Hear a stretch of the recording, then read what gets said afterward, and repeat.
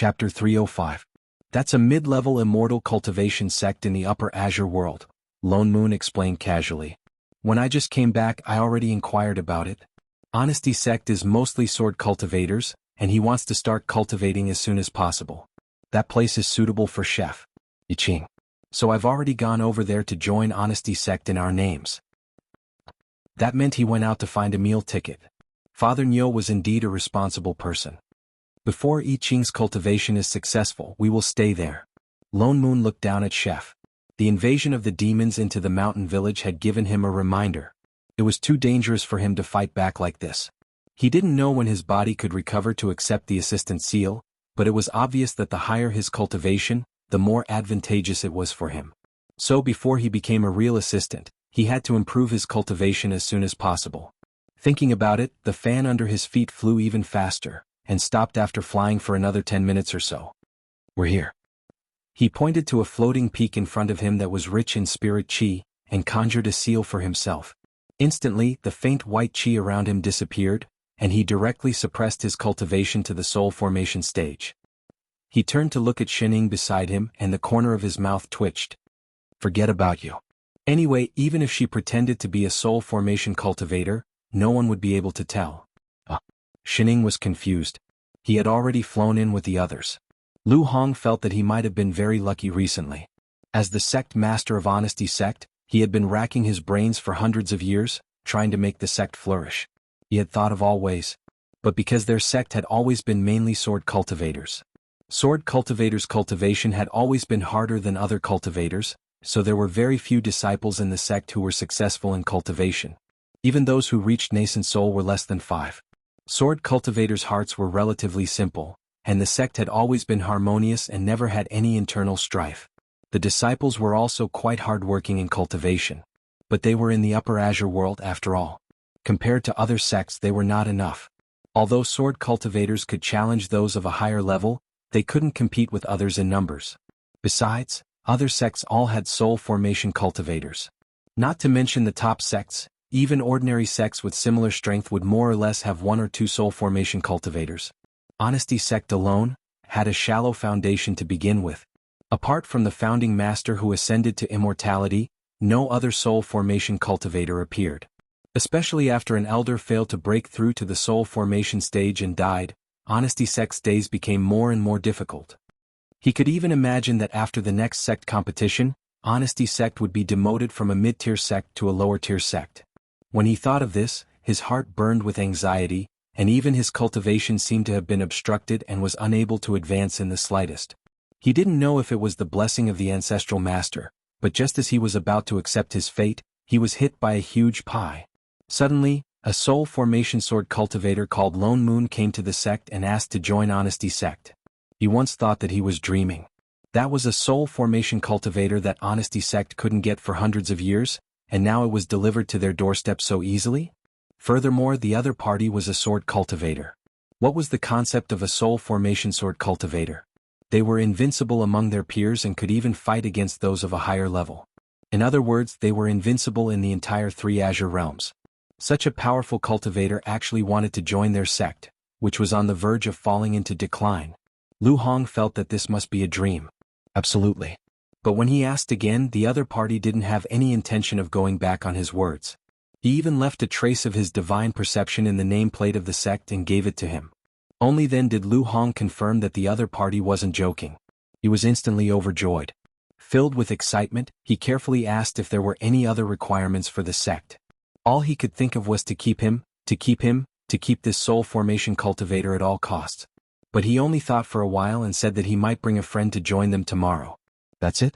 What is the cultivation of supremacy's friend? He asked subconsciously. The other party's face seemed to twitch and he answered after a while, you can take it as soul formation. After saying that, he indicated that he was going to pick someone up first, and left Honesty sect. Soul formation. Another soul formation cultivator. Lu Hong couldn't believe his eyes. He didn't expect that in the blink of an eye, his sect, which was about to become a low-tier sect, would suddenly welcome 2 soul formation cultivators, and they even came on their own, allowing them to be picked up for free. He was so excited that he couldn't even calm down while meditating. He summoned the elders overnight to inform them of this huge matter. The reaction of the whole sect was the same as his. They were so excited that they wanted to go to other sects and shout. They called all the disciples over overnight and gathered them in front of the main hall, waiting for the other party's return with shining eyes. They expressed their welcome to the Pi, oh no, to the soul formation cultivator with their actions. Who knew that this wait would last for an entire night? Their excitement didn't diminish, and it wasn't until the sun was high up in the sky that they saw the return of the two Pi, Apui, the soul formation cultivators. So, when Lone Moon brought Shining over, what they saw was Lu Hong and the thousands of disciples behind him in front of the main hall, staring at them with hungry eyes. As someone who had been in two planes, even Lone Moon got a shock. What was going on? Oh, Lu Hong leads the disciples of Honesty sect to welcome the return of supremacy. Lu Hong took a step forward and bowed respectfully with cupped fists. Immediately, a large group of disciples bowed together. Welcome, supremacy. Their voices were loud and clear, and their aura was vigorous. The three people who landed on the ground were dumbfounded. Shining couldn't help but poke Father Nyo with her elbow. You hired extras? Pui. Lone Moon rolled his eyes at her. I just made an appointment. I don't know why this happened. This was a little too enthusiastic. His face darkened, and he had to step forward to support the person in front. Sect Master Lu, you don't have to be so polite. I do. Lu Hong smiled even brighter, the corners of his mouth almost reaching the back of his ears. He was really happy to see who dared to say that their Honesty sect couldn't cultivate soul formation cultivators. They didn't need to do anything, they just needed to pick them up. It is the fortune of Honesty sect that supremacy can join us. So this time, I would like to let my disciple admire supremacy's elegance. As he spoke, he stepped aside and invited him in. Supremacy, please. The three followed into the hall, and the thousands of disciples outside dispersed. But from time to time they could feel several curious eyes looking at them, intentionally or unintentionally. Only Lu Hong and another nascent soul cultivator were left in the hall. Lone Moon first did a routine business exchange with the sect master. After a while he looked at the two and said, "Oh yes, we just came here and are not familiar with our sect. Is the soul formation cultivator in the sect here?" They were going to stay here for a long time after all, and it was necessary to bow to them. Chapter 306. Lu Hong stiffened, and a trace of surprise flashed across his face. Could it be that he didn't know that there were no soul formation cultivators in Honesty sect? He immediately became nervous, afraid that the other party would go back on his words. He exchanged a look with the junior brother beside him before speaking carefully. I'm sorry to say that before supremacy came, our sect did not have any soul formation cultivators. Lone Moon didn't expect that this sect would be so weak, but thinking that it was a mid-tier immortal sect, he didn't mind. What about the nascent soul cultivators? There are three? So few. Was it so hard to survive in the Upper Azure world now? Yes, one is me, the other is my junior brother Lu Rui. Oh, what about the other one? Wasn't there supposed to be three? The other one unfortunately failed to break through to the soul formation stage a month ago and passed away. Lone Moon, Shining, Yi Xiao, wasn't there only two of them? No wonder they were so enthusiastic and even lined up the whole sect to welcome them. There were only two nascent soul cultivators in the whole sect. How dare they call themselves a mid-tier immortal sect? Even the ordinary immortal sects in the Middle Azure world weren't so shabby. Forget it. Lone Moon sighed. Anyway, they were only staying in the lower realm for chef. We're a little tired from the journey. Sect Master, please arrange a place for us to rest. Of course. Seeing that they didn't leave directly, the sect master heaved a sigh of relief and immediately led them out of the hall. Supremacy and... He looked at Shining, who had already eaten half a plate of fruit, and then remembered that this should be the friend that Supremacy Lone Moon mentioned. He actually forgot to ask. Her name is Shining. Lone Moon introduced. The child beside her is her disciple I Ching. Lu Hong subconsciously looked at her cultivation, but didn't see any fluctuations of spirit power around her. His heart sank. She was indeed a soul formation cultivator, she could hide her aura so well. He hurriedly bowed respectfully. Supremacy Shen. Then he looked at Chef beside him. Little friend I Ching. With that said, he led the three out of the main hall and went to the back. After passing through a few teleportation arrays, it didn't take long for them to arrive at a floating peak. All he could see was a field of pink. This was a peach forest and the flowers were in full bloom. It looked very beautiful, and he could faintly see some low-level spirit herbs everywhere. There was a small building in the forest that was extremely elegant. This? Lone Moon was a little confused. The scenery was good, but wasn't the spirit chi here too thin? Normally, immortal mountains and blessed lands would not easily grow mortal plants. This peach blossom forest was obviously not specially planted. Instead, it grew on its own due to the sparse spiritual energy. To put it lightly, being able to reach core formation in a place like this was already a sign of fate. This is the place with the most abundant spirit chi in our sect. Lu Hong, on the other hand, had an excited expression on his face as he introduced the place. He couldn't help but reveal a bit of envy in his eyes. So this is the place where the founder of our sect cultivated. It is rumored that it is the place where the spirit vein passes through. Spirit vein? You must be joking. Are you sure there is a spirit vein here? Lu Hong stiffened for a moment and said with some embarrassment, ever since the ancestral master ascended, the spirit chi here is indeed different from before. But, as compared to the other peaks, it is indeed much thicker. Lone Moon turned to look at the other spirit peaks. He didn't notice it earlier, but now that he took a closer look, the spirit chi was indeed getting thinner and thinner. Suddenly he had the urge to turn and leave. I Ching wanted to cultivate this kind of spirit chi was definitely not enough. Instead, Shining turned to poke Lu Hong and asked, Sect Master, do you provide meals?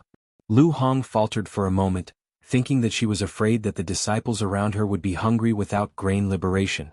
He immediately nodded and said, Yes, yes, yes. Our sect doesn't have much else, but we have especially many low-level disciples. That's why there are several canteens in the sect. Alright, we'll stay. Xin Ying's eyes brightened. That's enough from you. The corner of Lone Moon's mouth twitched. Don't stop walking the moment you hear about food.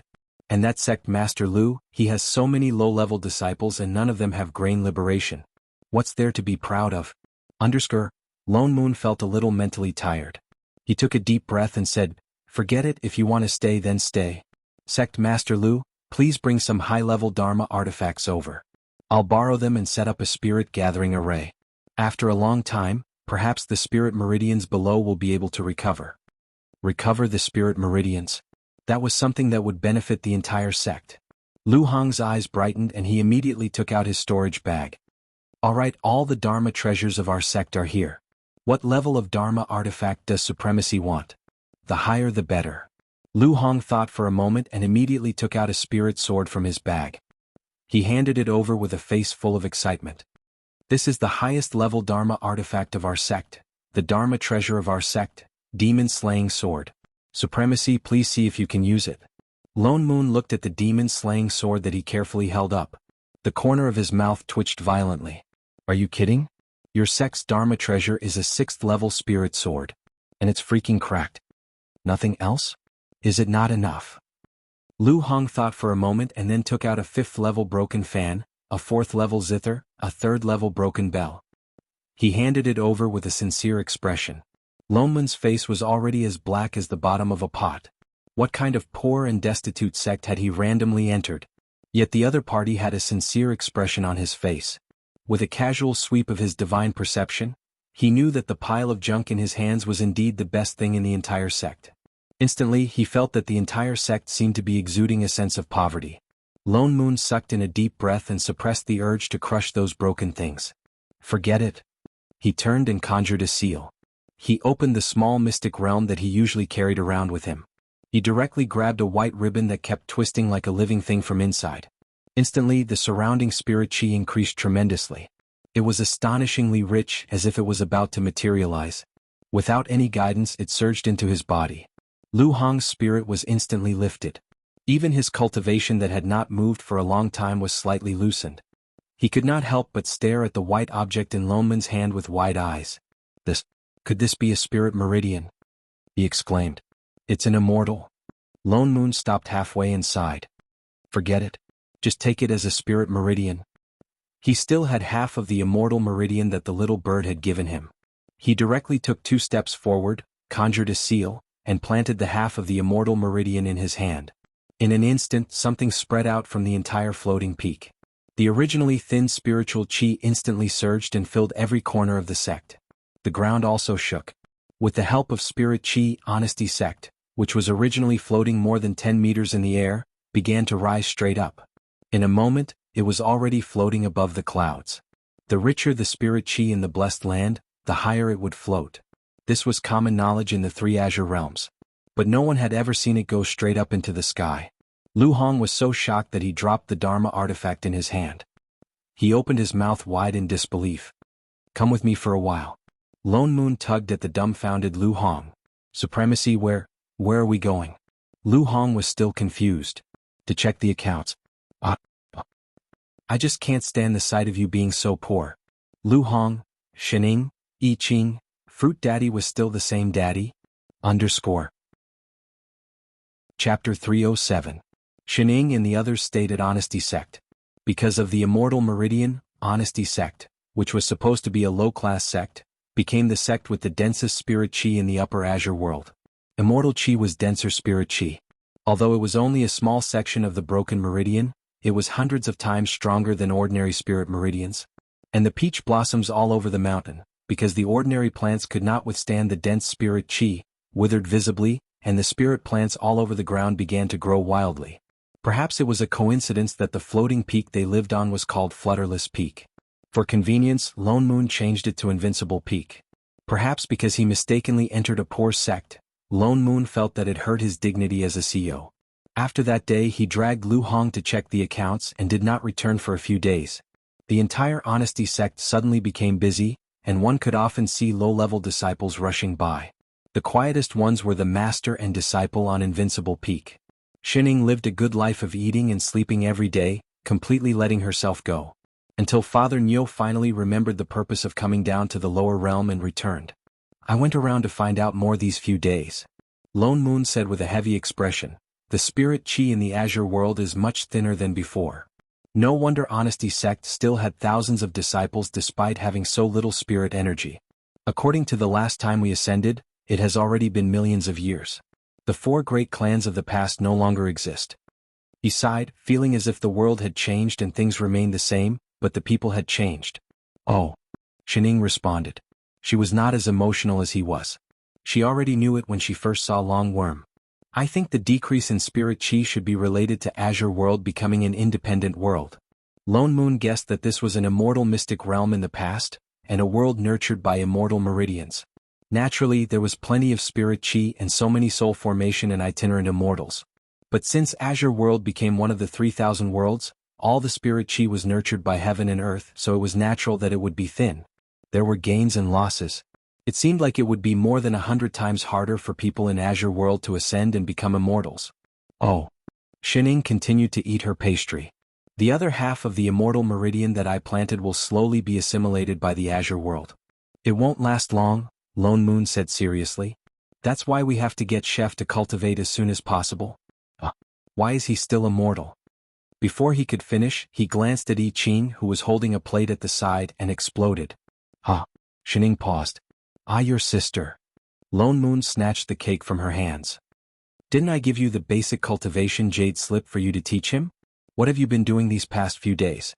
At least teach him how to draw chi into his body. It's been almost half a month. How come he hasn't even cultivated chi? So troublesome." "Troublesome my ass. You're just lazy."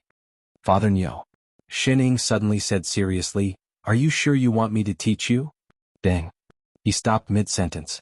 A row of images of adamantine Barbie flashed through his mind, and the corner of his mouth twitched. "I teach." Gnashing teeth. JPG damn it, if I Ching really became a body cultivator he would disband Invincible Sect when he got back. "Chef, sit down cross-legged." He turned to look at I Ching. I Ching paused and subconsciously turned to look at Shining. Seeing that she had no intention of objecting, he put down the cake in his hand and turned to sit down. "Very good, the achievement of pushing the blame to others is complete. Greater than over equal to. After you sense the spirit chi, just follow this method." Lone Moon pointed a finger at his forehead. A trace of spirit chi flowed through his meridians. Just as he was about to withdraw it, a large amount of spirit chi surged into I Ching's body, squeezing out the spirit chi that he did not have time to withdraw. His cultivation level also rose in a straight line. Chi refinement level 1, chi refinement level 2, until it stopped at chi refinement level 3. Holy shit. Lone Moon was shocked. Chi refinement had always been fast, but this was way too fast. Ordinary people would need at least 1 or 2 years to reach chi refinement level 3. How long did he take? Not more than 10 seconds. What's going on? He looked up at the person beside him. "He's chef," Shining replied matter-of-factly. "Isn't that obvious?" "Of course I." He paused and widened his eyes. "You're not going to say that apart from his body, his cultivation level did not drop as well, are you?" Chef was a dragon. His initial cultivation level was divine realm. His body was special now. It could not withstand too much cultivation. He looked like a mortal before because he did not have spirit chi. In other words, as long as he had enough spirit chi, he would not need to cultivate at all. "That's right. Son of AB***. This bunch of damn cheats." I Ching looked at his little hand curiously. His eyes brightened. He was a child after all. He turned his head and looked at Shining, who was behind him. His face was filled with, "I've learned it, please praise me, please reward me." Shining paused. She picked up a cake from the table and handed it over. "Here. Reward." I Ching's expression brightened. He immediately stood up and took the cake. So the master and disciple happily ate the cake together. Lone Moon. F** King retard.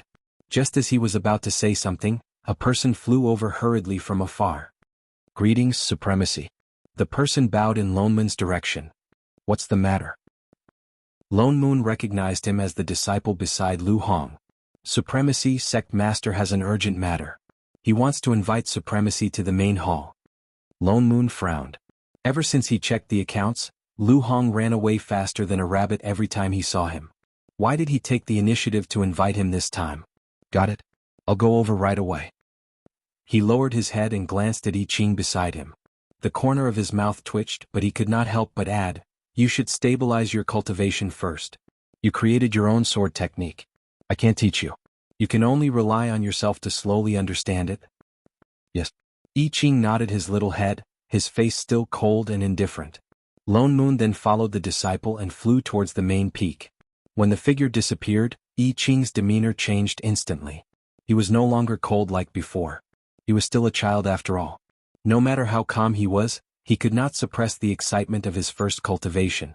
He pulled Shining aside and asked her about it. Master, was that cultivation just now? I see a lot of colorful lights around me." Master, was that spirit chi? I have those lights in my body now." Master, after I have that spirit chi in my body, will I be as powerful as Master? Master, what is the sword technique that Supremacy wanted me to figure out? How do I figure it out?" Master, is it?" He asked faster and faster. It was as if he did not need to answer. He just poured out all the questions in his heart. Shining, this time Chef seemed a little talkative. Chapter 308. She glanced at the person in front of her, whose eyes were bright with excitement and who kept asking questions. Shining wanted to answer a few times, but she couldn't get a word in. Her ears were filled with his rapid-fire voice.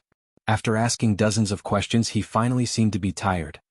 His voice became slower and slower, and his eyelids drooped down, looking like he was about to fall asleep. He was a child to begin with. He had cooked 2 meals in the morning and had just learned how to draw chi into his body. It was normal to be tired. Master, I often don't understand what you're talking about. Did I forget something?" Master, I can cook a lot of delicious food? So, you'll always be with me, right? Master, I Ching likes you more than Grandma Wang." With that said, he seemed to be unable to hold on any longer. His little body swayed and fell forward, looking like he was about to hit the ground. Shining casually scooped him up and carried him back, her eyes darkening. With a sigh, he turned around and walked into the house. Hopefully he wouldn't sleep for too long. After all, he still had dinner. Speaking of which, who was Grandma Wang? Fortunately, Chef only slept for 2 hours before waking up. I Ching rubbed his eyes and got up. He was stunned when he saw Shining guarding by the bed.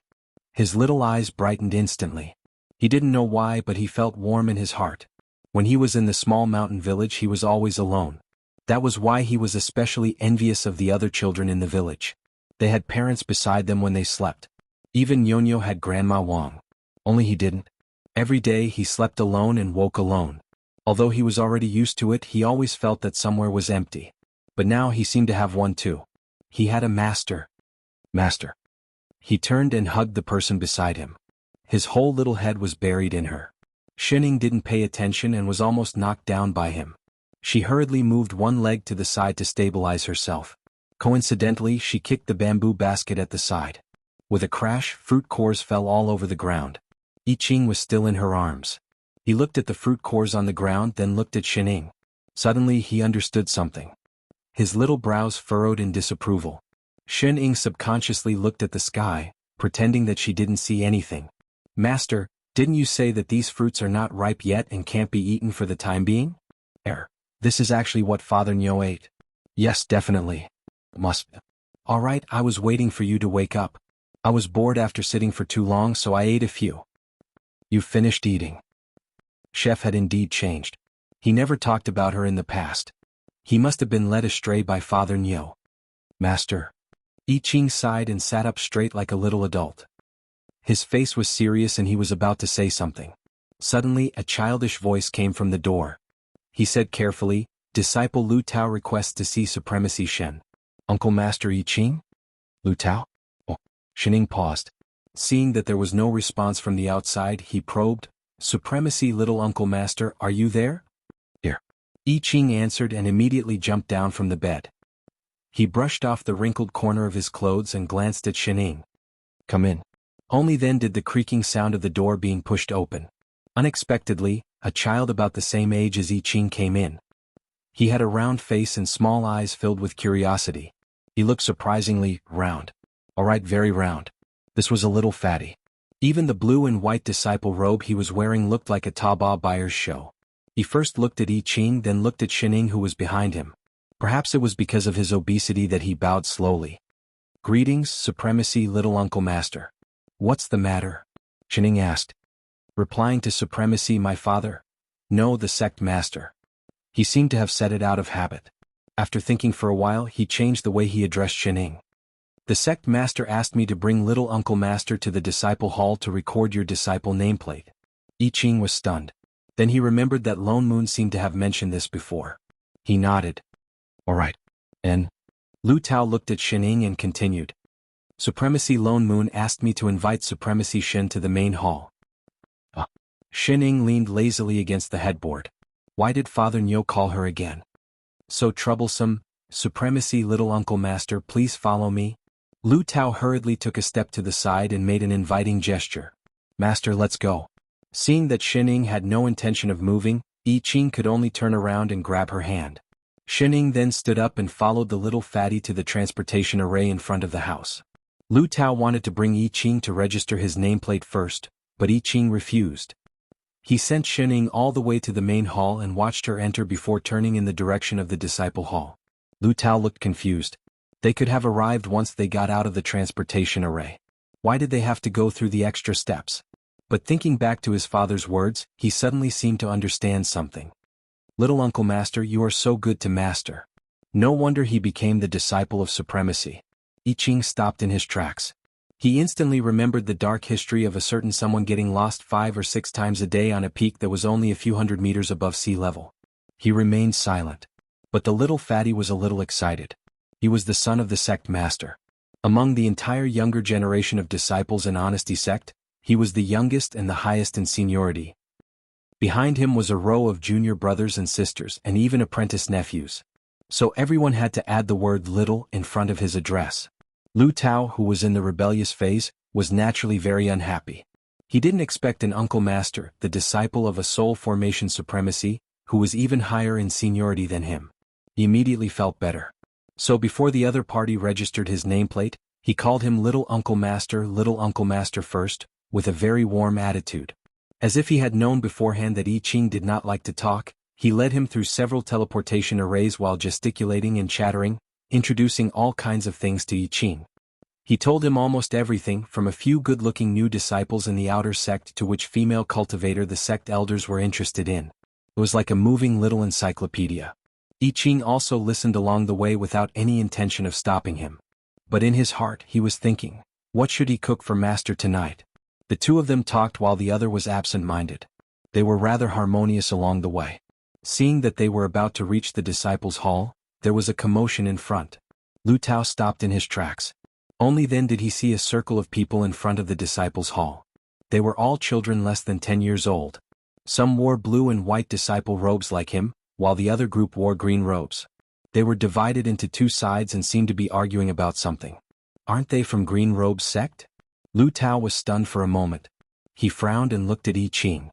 He explained casually, I heard from my father that their sect was exterminated by the demon clan. My father and Uncle Master saved some disciples with great difficulty.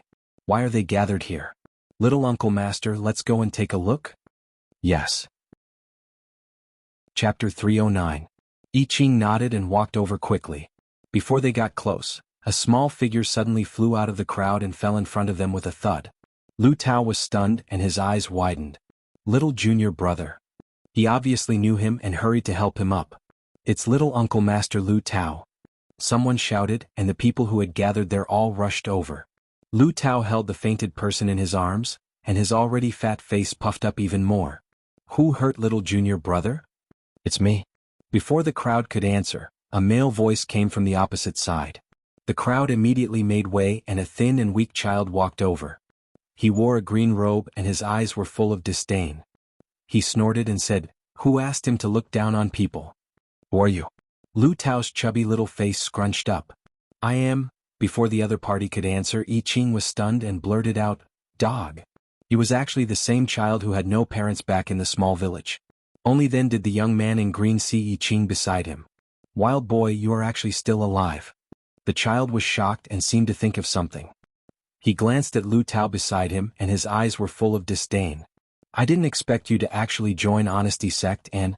I am Jing Qi, a disciple of Green Robe's sect. Remember it.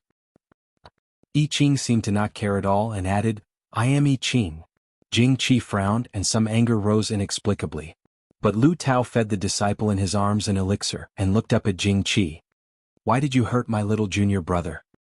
He stopped us from entering the disciple hall first, Jing Qi said angrily. He is not as skilled as others so he can't blame us. You are talking nonsense. As soon as he finished speaking, a disciple beside him retorted, It was clearly your people who stole the sect's spirit herbs, so senior brother stopped you here, you bunch of thieves. Who stole your spirit herbs? Don't you slander us. Jing Qi said indignantly. How dare you deny it? The disciple pointed at a little girl behind him and said, The ones on her head are the ones. Only then did everyone turn to look at the little girl behind Jing Qi. Sure enough, she was wearing a garland on her head. There were colorful flowers on it, faintly exuding spiritual energy. That's the spirit grass that the sect leader told us to plant. Little senior brother has been taking care of it for more than a month. But as soon as they came, all of them were plucked clean. That was why they came to stop them. As soon as these words came out, everyone looked at the little girl. They were all young and anger came quickly and directly. Even among the disciples of the Qingyi sect, there were many whose expressions changed. The little girl was so scared that she took a step back and hid behind Jing Qi. Her eyes turned red at once and she grabbed the corner of Jing Qi's clothes tightly. With a crying voice she said anxiously, I don't know, I just think those flowers are pretty, big brother Jing Qi. Jing Qi immediately put on a distressed expression. He was clearly still a child, but he directly turned around and hugged the little girl who was 1 year older into his arms and comforted her. The scene was a little awkward no matter how one looked at it. Little junior sister, don't cry. My heart will ache. With that said, he turned around and glared at the other children in front of him. Isn't it just some broken grass? It's worth it for you to bully people like this. After understanding the cause and effect, Lu Tao was furious. It was clearly the other party who stole the spirit herbs first and injured them later, but she could still be so righteous. Stealing the sect's spirit herbs is a big crime. She must be punished for stealing. The little girl cried even more sadly. Are you all deaf? Jing Qi glared at him and said, My little junior sister already said that she didn't do it on purpose. She didn't even know that it was a spirit herb. As the saying goes, those who don't know are not guilty. This matter can't be blamed on her. At most, we will return it to you in the future. Whether she knows or not, the spirit herbs are with her now, Lu Tao said seriously. Lu Tao said seriously, she should be punished. Moreover, you injured my junior brother just now, so you're the same. You. Jing Qi became even angrier, his face full of anger as if he had been greatly wronged. Suddenly, he thought of something and turned to look at I Ching beside him. Wild boy, do you think so too? I Ching was stunned and a trace of confusion flashed across his face. He had just thought of the 10th dish he was going to make for Master tonight. My junior sister is still a child. Do you really have to be so aggressive? He said this as if the others were not children. I Ching glanced at the little girl behind him with a frightened face, and then understood what he was asking. His little face darkened, and after a while he said, "Wrong is wrong. You." Jing Qi's face was full of disbelief, as if he had been betrayed. "You are actually such an ungrateful person. Do you know that little junior sister is the daughter of the Green Robe Sect's sect master?" I Ching was stunned, but his expression did not change. "Then? Does it have anything to do with this? If not for the protection of the Green Robe Sect, the people in our village would have been eaten by demons long ago.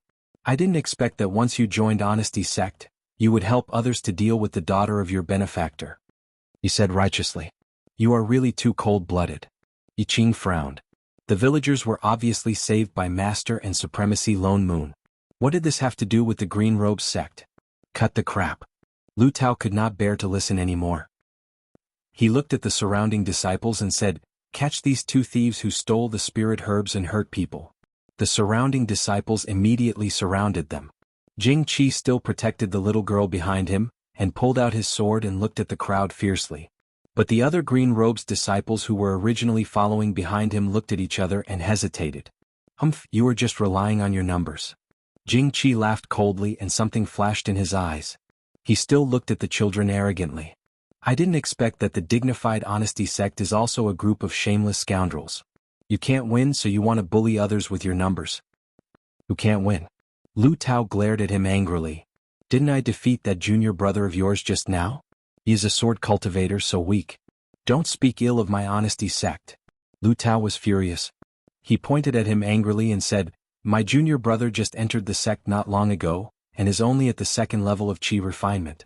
You are at the 3rd level, of course he can't win you. Fight with me if you dare." "Alright, let's fight." A hint of joy flashed in Jing Qi's eyes. "If you lose, you have to let us into the Hall of Disciples and apologize to my junior sister." "Alright." Lu Tao nodded and said, "If you lose, you have to apologize to my junior brother too." "Alright." I Ching frowned. He had a feeling that the other party said this on purpose and was about to speak. But Lu Tao had already pulled out his spirit sword. He did not feel that he would lose at all. After all, he was already at the 5th level of Qi refinement. Against someone at the 3rd level of Qi refinement, there was naturally no possibility of him losing. Seeing that the two of them were ready, the disciples all made way, and I Ching also retreated to the side. Chapter 310. The Qi refinement disciples had yet to learn any spells. Although it was a competition, it was just a competition of sword techniques. Although Lu Tao's body was round, it did not hinder his movements at all. His moves were not slow at all. Could be seen that he had practiced a lot. What surprised everyone was Jing Qi. He was not slower than Lu Tao at all. Not only could he block every move, but he could also counterattack at the right time. I Ching could not help but be surprised. Jing Qi had only joined Green Robe's sect for a few months. He did not expect his sword techniques to be so powerful. He did not look like he was only at the 3rd level of Qi refinement. But his cultivation was lower than Lu Tao's after all. He had some advantages at the beginning, but Lu Tao's cultivation did not increase for nothing. After a long time, Jing Qi's spirit power was obviously not enough and he began to lose. So Lu Tao sped up his sword moves and attacked directly, intending to end this competition. He even deliberately moved half an inch to prevent hurting people. The sword was about to land on his opponent's neck. Jing Qi's complexion suddenly sank. With a turn of his hand, a red flame instantly rushed towards Lu Tao, striking him away. The next moment there was a bang. Lu Tao fell several feet. Fortunately, he was wearing a Dharma robe, which directly absorbed the flame. Other than a little pain, he was not burned by the fire. However, Jing Qi's sword was already pressed against his neck. Jing Qi looked at him mockingly and said coldly, "Damn fatty, you've lost." Lu Tao was stunned. He looked at the sword that fell not far away and did not react for a moment. The people present all exclaimed in a low voice. That was the fire manipulation art, right? He can manipulate fire at the 3rd level of Qi refinement. So powerful. That is a spell that can only be used by Foundation Establishment cultivators. He actually defeated Little Uncle Master Lu Tao. Little Uncle Master is at the 5th level. Yes, I did not expect Green Robe's sect to have such a powerful person. I heard that he has a heaven spirit root. For a moment, everyone looked at Jing Qi with excitement. Even the hostility just now had lessened a lot. Jing Qi snorted coldly as if he did not see their shocked expressions. He looked at the people below with even more disdain. "Damn fatty, admit defeat." quickly apologized to my little junior sister. Lu Tao was not angry, nor did he feel humiliated. He quickly got up and bowed to the little girl not far away. I'm sorry. You can go to the disciples' hall now. After thinking for a moment, he added, but I will still tell the sect leader about you guys plucking the spiritual herbs and injuring little junior brother. This was a different matter, he was still very clear about it. You. Jing Qi was exasperated, and the way he looked at Lu Tao became even fiercer. After a while he took a deep breath. Because they were in Honesty Sect's territory, he had to bear with it. Glancing at the fatty in front of him, he couldn't help but mock. Looks like your Honesty Sect isn't that great? A 5th level Qi disciple can't even beat a 3rd level Qi disciple like me. You know how to control fire. I really can't beat you.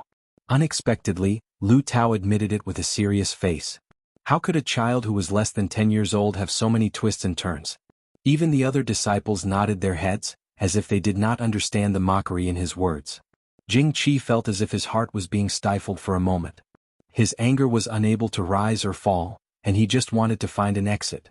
Turning his head, he saw I Ching, who had just come with the fatty.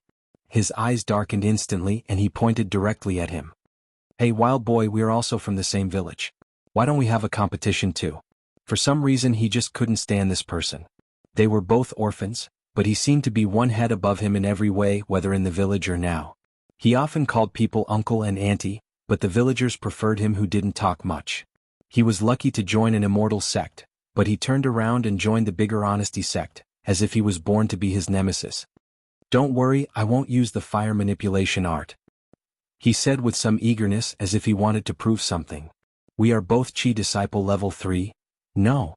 I Ching rejected instantly. What? He was stunned for a moment, and then he laughed coldly and provoked him. Are you afraid that you can't beat me and lose to me? Yes, I can't beat you. He hadn't learned sword techniques yet. Jing Qi was speechless. He didn't expect I Ching to really admit it. Suddenly it was like punching cotton and he felt depressed and suffocated. I Ching thought for a while and added, I'm not free either. He had to go back and cook for master later. It took him a lot of effort to think of 20 dishes. With that said, he directly turned and walked into the disciples' hall without waiting for the other party's reaction, and also called the little fatty away.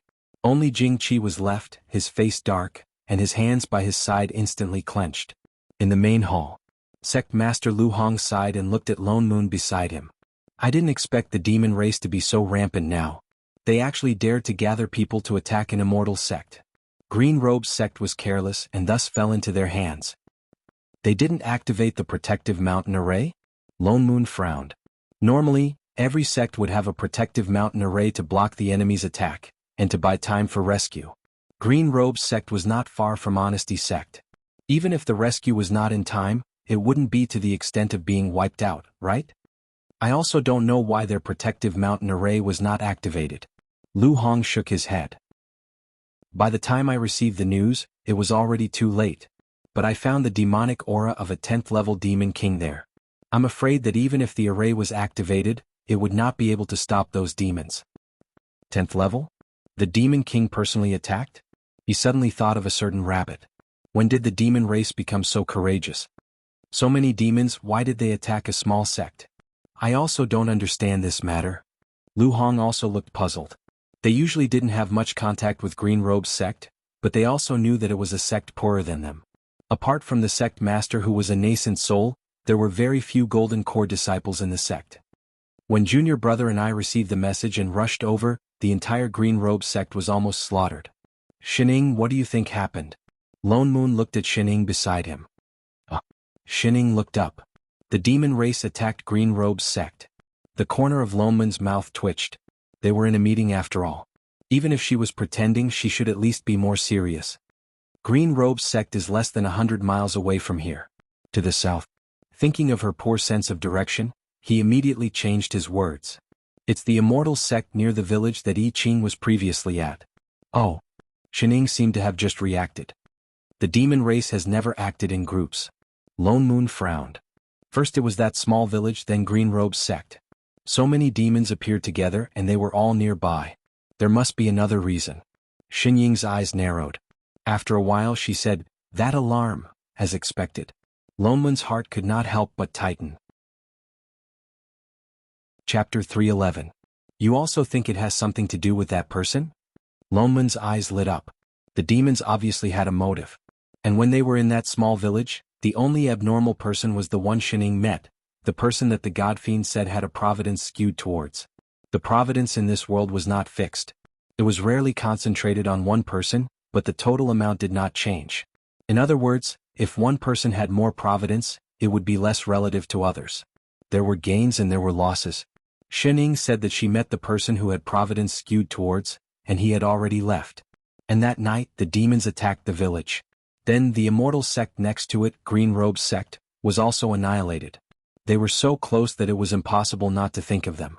Supremacy, what do you mean? Did you figure out the reason? Lu Hong was dumbfounded. Nothing. Lone Moon glanced at him and said, the demons should be looking for someone or something, so they attacked Green Robe sect. Lu Hong nodded. Indeed, a small sect like Green Robe sect was not worth the attention of a 10th level demon king, unless they were looking for something.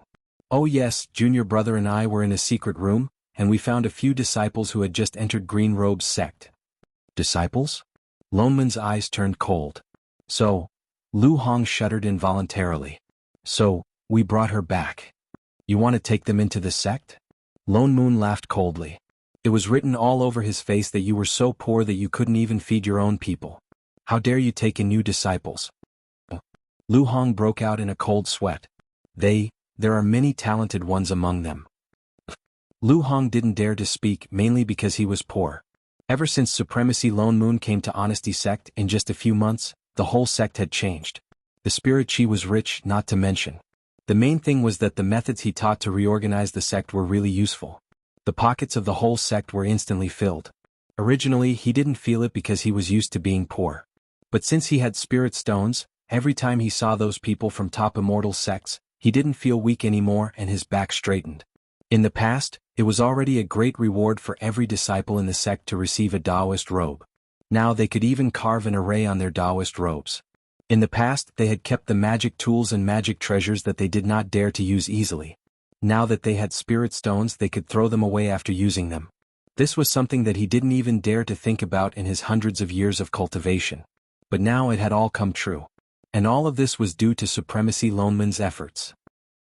If not for the fact that Lone Moon was adamant in his opposition, coupled with the disdain that seeped out of his bones, he would have thrown away the position of the sect master. No, transferred it to him. As long as he was around, becoming a top-notch sect was just around the corner. The only bad thing was that Supremacy Lone Moon's temper was a little bad. His expression did not change and he still looked like a top-notch supremacy. But every time his face darkened, he would feel a cold wind piercing into his bones, and he couldn't help but go weak in the knees. He felt that this was the majesty of an upper-level cultivator. In this world, perhaps only the venerable friend he brought could remain calm in front of him. Speaking of which, what was that supremacy's name again? He subconsciously looked to the side, at the woman who was already leisurely nibbling on a plate of fruits.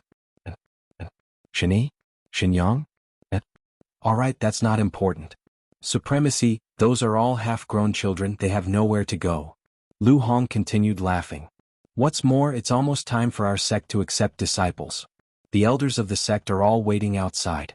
Supremacy, why don't you come and take a look first? Lone Moon frowned, then nodded. Lu Hong gave a few instructions. In a short while, some core formation Dao lords and the only two nascent soul cultivators in the sect, Lu Rue, entered one after another. Perhaps it was because Lone Moon had been forcing them to earn money these days, but after they greeted the few of them, they looked towards the door obediently, waiting for the disciples to enter. It was as if they were afraid that Lone Moon would talk to them about something. Lu Hong asked the disciples to bring the disciples over. In less than a quarter of an hour, they saw a group of children about 10 years old coming over from afar. There were dozens of them, some in green, some in blue and white disciple robes. Once they entered, they lined up in the main hall and bowed together. Then they sized up the people in the hall with some curiosity, anxiety and excitement. These were the group of children who had just gotten into a conflict in the disciples' hall. Jing Qi was taller than his peers, so he stood at the back, feeling a little nervous. After coming to Honesty Sect, he realized that Green Robe's sect, which was like a paradise in his eyes, was only a low-class immortal sect. After Green Robe's sect was destroyed and they were brought here by the sect master of Honesty Sect, he guessed that they were prepared to keep them. And with his qualifications, it wouldn't be a problem for him to join any sect. He had no objections to joining Honesty Sect, since they were all immortal cultivators. But after what happened with I Ching and the little fatty, he was a little hesitant. A gentleman does not stand under a collapsing wall. He only found out afterwards that the little fatty was the son of the sect master, and he had already offended him. Though he didn't feel regret, if he stayed here in the future, he would definitely seek revenge. Unless he couldn't help but look up to the front. He heard that 2 soul formation supremacies came to Honesty Sect a few months ago. If he could join them, he wouldn't have to worry. He couldn't help but glance at the 2 people sitting at the top, but suddenly met a pair of slightly narrowed eyes. He got a shock and froze instantly. But the person sitting at the top tilted her head. Yo, it really was her. What's the matter? Lone Moon turned to look at Shining, who had suddenly spoken. He subconsciously followed her line of sight. Jing Qi immediately lowered his head. His mind was in turmoil. That woman was clearly the one who ate at Wild Kid's house that day. She was actually a soul formation supremacy. His heart was in a mess. Before he could react, I Ching, who had just come in with him, suddenly walked out of the crowd. Under his and everyone's shocked gaze, he walked up to that woman and called out very naturally, "Master." Jing Qi's eyes narrowed, and the resentment in his eyes almost overflowed. That was his master. What a wild little. No, I Ching. No wonder he purposely drove him away that day. So he already knew that the person in the house was a soul formation supremacy, but just didn't want him to be chosen by a supremacy too. How scheming. Shining nodded. Thinking that he was still a child now, she handed him another fruit. Here. I Ching was stunned. He looked at the fruit in her hand and took it. His little brows frowned subconsciously, but he still replied, "Thank you, master." He already said that the fruit wasn't ripe. Chapter 312. Is your disciple's name tag ready?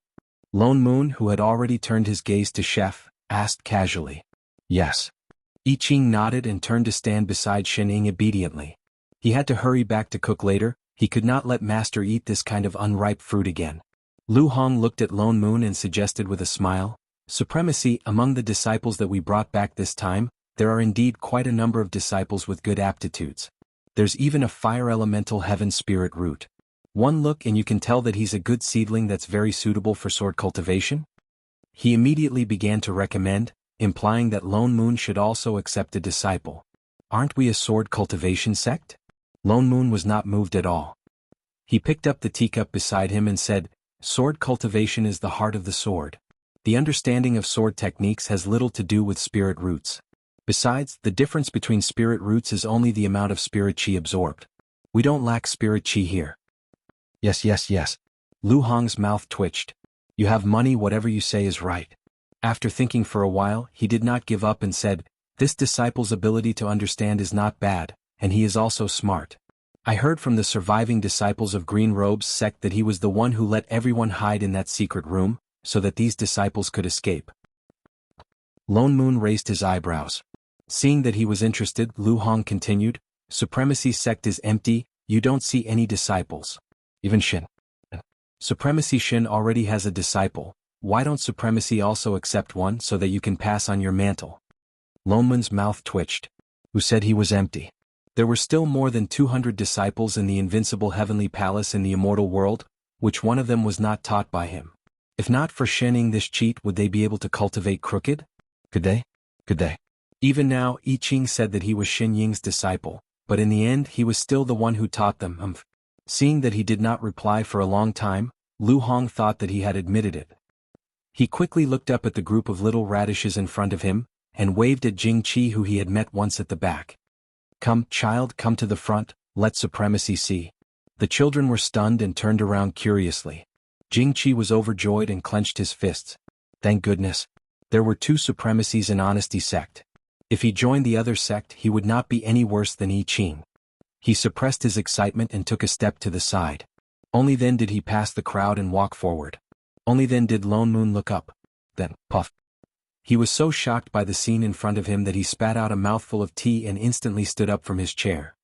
*CK. What the hell was this? Shen Ying's exclamation of surprise echoed in his mind. He turned and glared at the person beside him. "You freaking knew. It's not that early."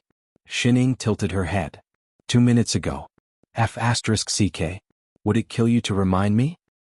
I don't think so. Say that again. He said word by word, his face filled with the words food expenses. I just reminded you. You were obviously looking at Chef and didn't realize it. Motherf asterisk her. Lone Moon had an urge to tear her apart. Her supremacy? Lu Hong, who was at the side, was dumbfounded. Why did they suddenly quarrel? Should he stop them? What's wrong? Is there a problem with this child? The corner of Lone Moon's mouth twitched. He glanced at Jing Qi below and then sat back down. No problem. In the eyes of others, there was indeed no problem. After all, it was just a 10-year-old child. However, in his eyes, this 10-year-old child, who was not even as tall as his waist, was shrouded in a shadow. It was as if he was wearing a transparent humanoid costume, and the two figures were stacked together. The key thing was that the shadow was a fatty, the kind that was as fat as a ball. He could even see the 4 or 5 layers of his belly glistening with oil. It hung straight down and just happened to cover a certain indescribable part. That was right. It was a naked fatty. His fat face made the same expression as the child in his body. Perhaps because of the contrast, it looked even greasier. The key thing was that in the shadow's fat, there were balls of familiar aura. It was the providence of the god fiend that suddenly tilted and disappeared. However, none of this counted for much. What was more important was that the moment he saw him, the 3 bright red words that suddenly appeared in his mind were enough to blind him. Intruder. Holy shit. He had an urge to curse. It was obvious that the person in front of him was the result of the previous plane warning. This was an invader who transmigrated from another plane.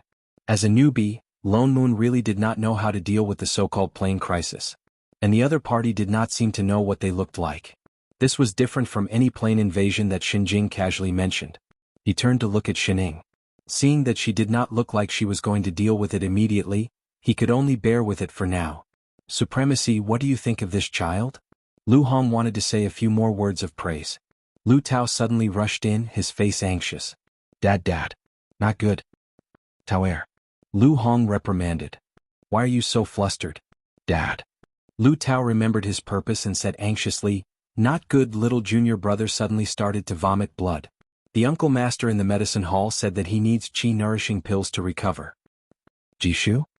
Lu Hong frowned. Speak slowly. How did he get injured, and how did his meridians get injured? And he needed qi-nourishing pills? Lu Tao was stunned. He turned to point at Jing Qi behind him. He got injured in a fight with him. I thought he just fainted. I didn't expect it to be so serious. With that said, he recounted what happened in front of the disciples' hall. Jing Qi's expression turned cold. A murderous look rose in his eyes. This fatty was despicable indeed. He must have deliberately chosen this time to complain. Nonsense. Lu Hong's expression darkened. He glared at him. No matter what the reason is, disciples of the sect are not allowed to fight in private. No matter how big the matter is, the uncle masters will deal with it. He turned to look at Jing Qi in front of him. You are the same. Although you are not a disciple of the sect, you are not allowed to hurt others. He reprimanded both sides, treating it as a child's play. However, he admired Jing Qi from the bottom of his heart. After all, a 3rd-level qi refinement could defeat a 5th-level qi refinement. It was enough to show that Jing Qi's talent was extraordinary. However, the other party clearly did not think so. Jing Qi's expression darkened. His entire body exuded a gloomy aura. They were indeed father and son. One went back on his words. He said that he would not pursue the matter, but he ran in to complain. The other was even more biased. He subconsciously looked at the supremacy who was full of immortal qi. He could not help but feel a little expectant. He hoped that he was different from the others. He could see through the appearance and say something fair. However, after waiting for a while, the person did not say anything. He seemed to be thinking about something. Lu Hong took out a bottle of qi-nourishing pills and gave it to Lu Tao. Chapter 313. Give it to your junior brother. Let him receive his punishment after he recovers. With that said, he looked at Jing Qi and added, You too, go receive your punishment later. Thank you, father. Lu Tao was delighted. Perhaps he was thinking about his junior brother. He ran out quickly, not even looking at Jing Qi who was beside him. Instead, Jing Qi's hands tightened, the resentment in his heart grew. They were all punished, only Lu Tao was fine. He was indeed biased. Supremacy. After dealing with this little episode, Lu Hong looked at Lone Moon, still unable to resist persuading him to accept a disciple. Look at this child. After the complaint just now, Jingqi was both nervous and expectant. A soul formation supremacy should be different. In the next moment he heard the other say a few words. I don't accept disciples. With that, Jingqi's heart turned cold, the expectant expression on his face instantly darkened. A wave of anger immediately surged up. What soul formation supremacy? This group of people were indeed the same. To think that he still had a bit of expectation. This. Lu Hong was stunned.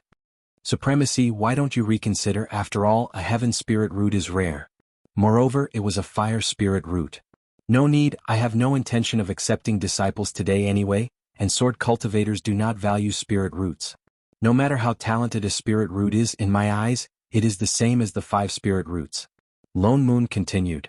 Sword cultivators value temperament more, any kind of spirit root is fine for a good temperament. Moreover, having I Ching as a disciple on my mountain is enough, the others are just trouble. He still had to take care of food, and besides, who could compare to I Ching's special physique? Seeing this, Lu Hong did not continue persuading. Sigh, alright, if that's the case then, don't look down on me. Before he finished speaking, Jingqi, who was below, looked like he could not help but look angry and humiliated. He raised his head and glared at Lone Moon. If you don't like me, just say it. What temperament? You don't have to mock me openly and implicitly. Aren't you just biased towards that little fatty? That's why you don't accept me? As soon as he said this, not only Lone Moon, but everyone present was shocked by this young man who suddenly looked angry. What was this? Don't think that I can't tell. But he still looked as if he had seen through the truth. He pointed at the crowd and said, You people from Honesty Sect are all birds of a feather. You can't tell right from wrong and only know how to protect your own people. Our Green Robes sect has been exterminated, but at least we still have a backbone, and we can't be humiliated by others. Don't look down on us. Impudent. Lu Hong finally reacted. Was he feeling resentful because of a single rejection? If it was already like this now, then what would happen after he cultivated it? Instantly, his good impression of Jingqi fell to the bottom. Initially, he was thinking that if the supremacy did not want it, it would not be a bad idea for him and his junior brother to take in such a good spiritual root. However, from the looks of it now, the Venerable One was right. The spiritual root was secondary, the most important thing was one's temperament. What? Are you angry because I've hit the mark? Old fool. Jingqi still looked like he was not afraid of power. He even looked at Shining and Lone Moon provocatively and snorted, So what if he was a venerable? This young master doesn't care.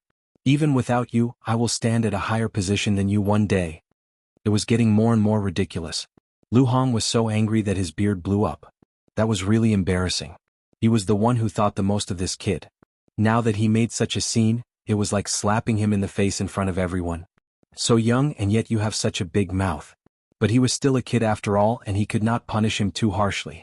He directly called 2 disciples in. Lock him in the forbidden room at the back of the mountain, and let him reflect on his mistakes. Yes. The 2 disciples immediately went forward to pull him. But Jingqi directly pushed them away and even took out his spirit sword. Do you still want to kill him to silence him? The corner of Lu Hong's mouth twitched. Such a young kid, where did these dark thoughts come from? He sighed and did not want to talk more with him. He directly conjured a seal to fix him on the spot, and then waved his hand to let the disciples take him away. Not to mention taking him in as a disciple, he had to consider whether to take him into the sect now. After all, it looked like his brain was not working well. Jingqi was only a Qi refinement, and naturally could not resist a nascent soul cultivator. Seeing that he was about to be dragged away, he had no choice but to glare fiercely at the people present, and shouted out a classic line word by word. The river flows east for 30 years and then west for 30 years. Do not bully the young because he is poor. Lone Moon, instantly, everyone in the hall looked at the person who walked out with a look of concern and concern for the mentally retarded. The corner of Lone Moon's mouth twitched. Was he crazy? And what the hell was this familiar line? An invader with so many lines, did he really think he was the protagonist of a transmigration? And he did not say anything just now, right? He just did not want to take in a disciple. What the hell was with his expression as if the whole world had let him down? Did this person transmigrate from the plane of the mentally retarded? Lu Hong also looked so ashamed that he wanted to die. He glanced at Lone Moon weakly and hurriedly changed the topic. The matter of choosing a disciple, let's talk about it later. Let's investigate the matter of Green Robes sect first. He coughed and then looked at the remaining disciples in green robes in the hall. Do any of you know why those demons attacked the Green Robe sect? The children looked at each other for a while, and a hint of fear and hesitation flashed across their eyes. Lu Hong hurriedly smiled and comforted them. Don't be afraid. Since you have come to Honesty Sect, you are disciples of our sect from now on. No matter what happens, the sect will protect you. Just tell me what you heard and saw before you came here. Only then did the children's expressions soften a little. They looked at the person in front of them and began to speak one after another. We saw a lot of man-eating demons. They ate a lot of senior brothers. Good, there are senior sisters. You said that senior sisters' meat is more delicious. They lost a lot of blood, so the sect master asked us to hide, or we would be eaten too. The sect master also said not to let us make a sound, if we can't find Green Feather. Green Feather. Orchid? Green Feather Spiritual Orchid. Those demons are looking for you, Tianlan? Lu Hong exclaimed, and his eyes widened suddenly, seeing the children nodding one after another. He hurriedly turned to Lone Moon and said, Supremacy, it seems that these demons are going for the Green Feather Spiritual Orchid. He said seriously, the Green Feather Spiritual Orchid is not only a holy medicine for healing, but also has the effect of cleansing the spirit and meridians. I heard that it can also be used to refine nascent formation pills, and eating it can increase the chances of forming a nascent soul by 30%. It's just that this Green Feather Spiritual Orchid only appears once every 10,000 years, and has always been rare. Lu Hong sighed. Green Robe Sect actually has such a treasure. Lone Moon frowned. The Demon Monarch was already at the 10th level, and nascent formation pills had no effect on him at all. Why did he snatch this thing? And he didn't hesitate to exterminate the whole sect unless this thing originally belonged to him. Chapter 3:14. For some reason he felt that this matter might have something to do with that retarded, oh no, the invader. But he didn't expect the 3 Azure Realms to be so poor now. Even the Green Feather Spiritual Orchid was a treasure that everyone fought for. He remembered that most of the radishes that Rabbit gave Shining every day were of this type. Occasionally, 1 or 2 such weeds would grow in the back mountain of Invincible Sect. He was thinking about the invader. After figuring out the demon's motive, he wasn't very interested in what happened next. After bidding farewell to Lu Hong, he pulled Xin Ying and Yi Qing back to Invincible Peak. How do you plan to deal with that Chinibu? Once they reached the peak, Lone Moon asked directly. Open the plane door and chase him back? I can't. Xin Ying shrugged. What do you mean? How could there be someone in this world that you can't chase away? He looked suspicious.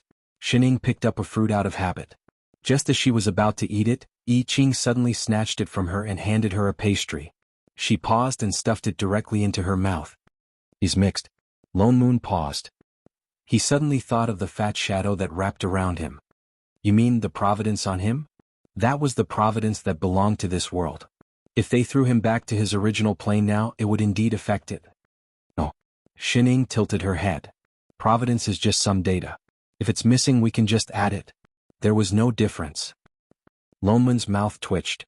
You're insulting all the children of Providence in novels. The point is the person who mixed. Person. Lone Moon paused. His eyes widened. You mean his current body? Indeed, in their eyes, Jing Qi was a fatty who had invaded their world. To outsiders, he was just a 10-year-old child. It was obvious that the fatty was the true body of the invader, which meant that the other party was a soul transmigrator. You're not going to say that the unlucky ghost that he possessed is still in his body, are you? Yes. Xin Ying nodded. Holy shit. Lone Moon cursed. Indeed, he couldn't just kick him back like that. Because he would kick 2 people at once. By then, it would be their people invading another plane. That's not right. He suddenly thought of something. Logically speaking, a body can only contain 1 soul. If his soul was possessed, the original soul should have been squeezed out. The system is incompatible. I'm trapped, Xin Ying said. You mean to say that the original soul was trapped in the invader's body like the karma? Lone Moon suddenly thought of the karma that was trapped in the body of the Chinibu. How could this be? Could it be that the invader's soul was stronger than the others?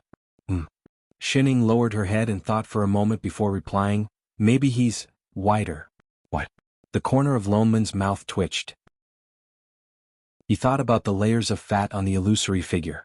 You're saying that because he was too fat, the soul and the karma in his original body were trapped and could not come out?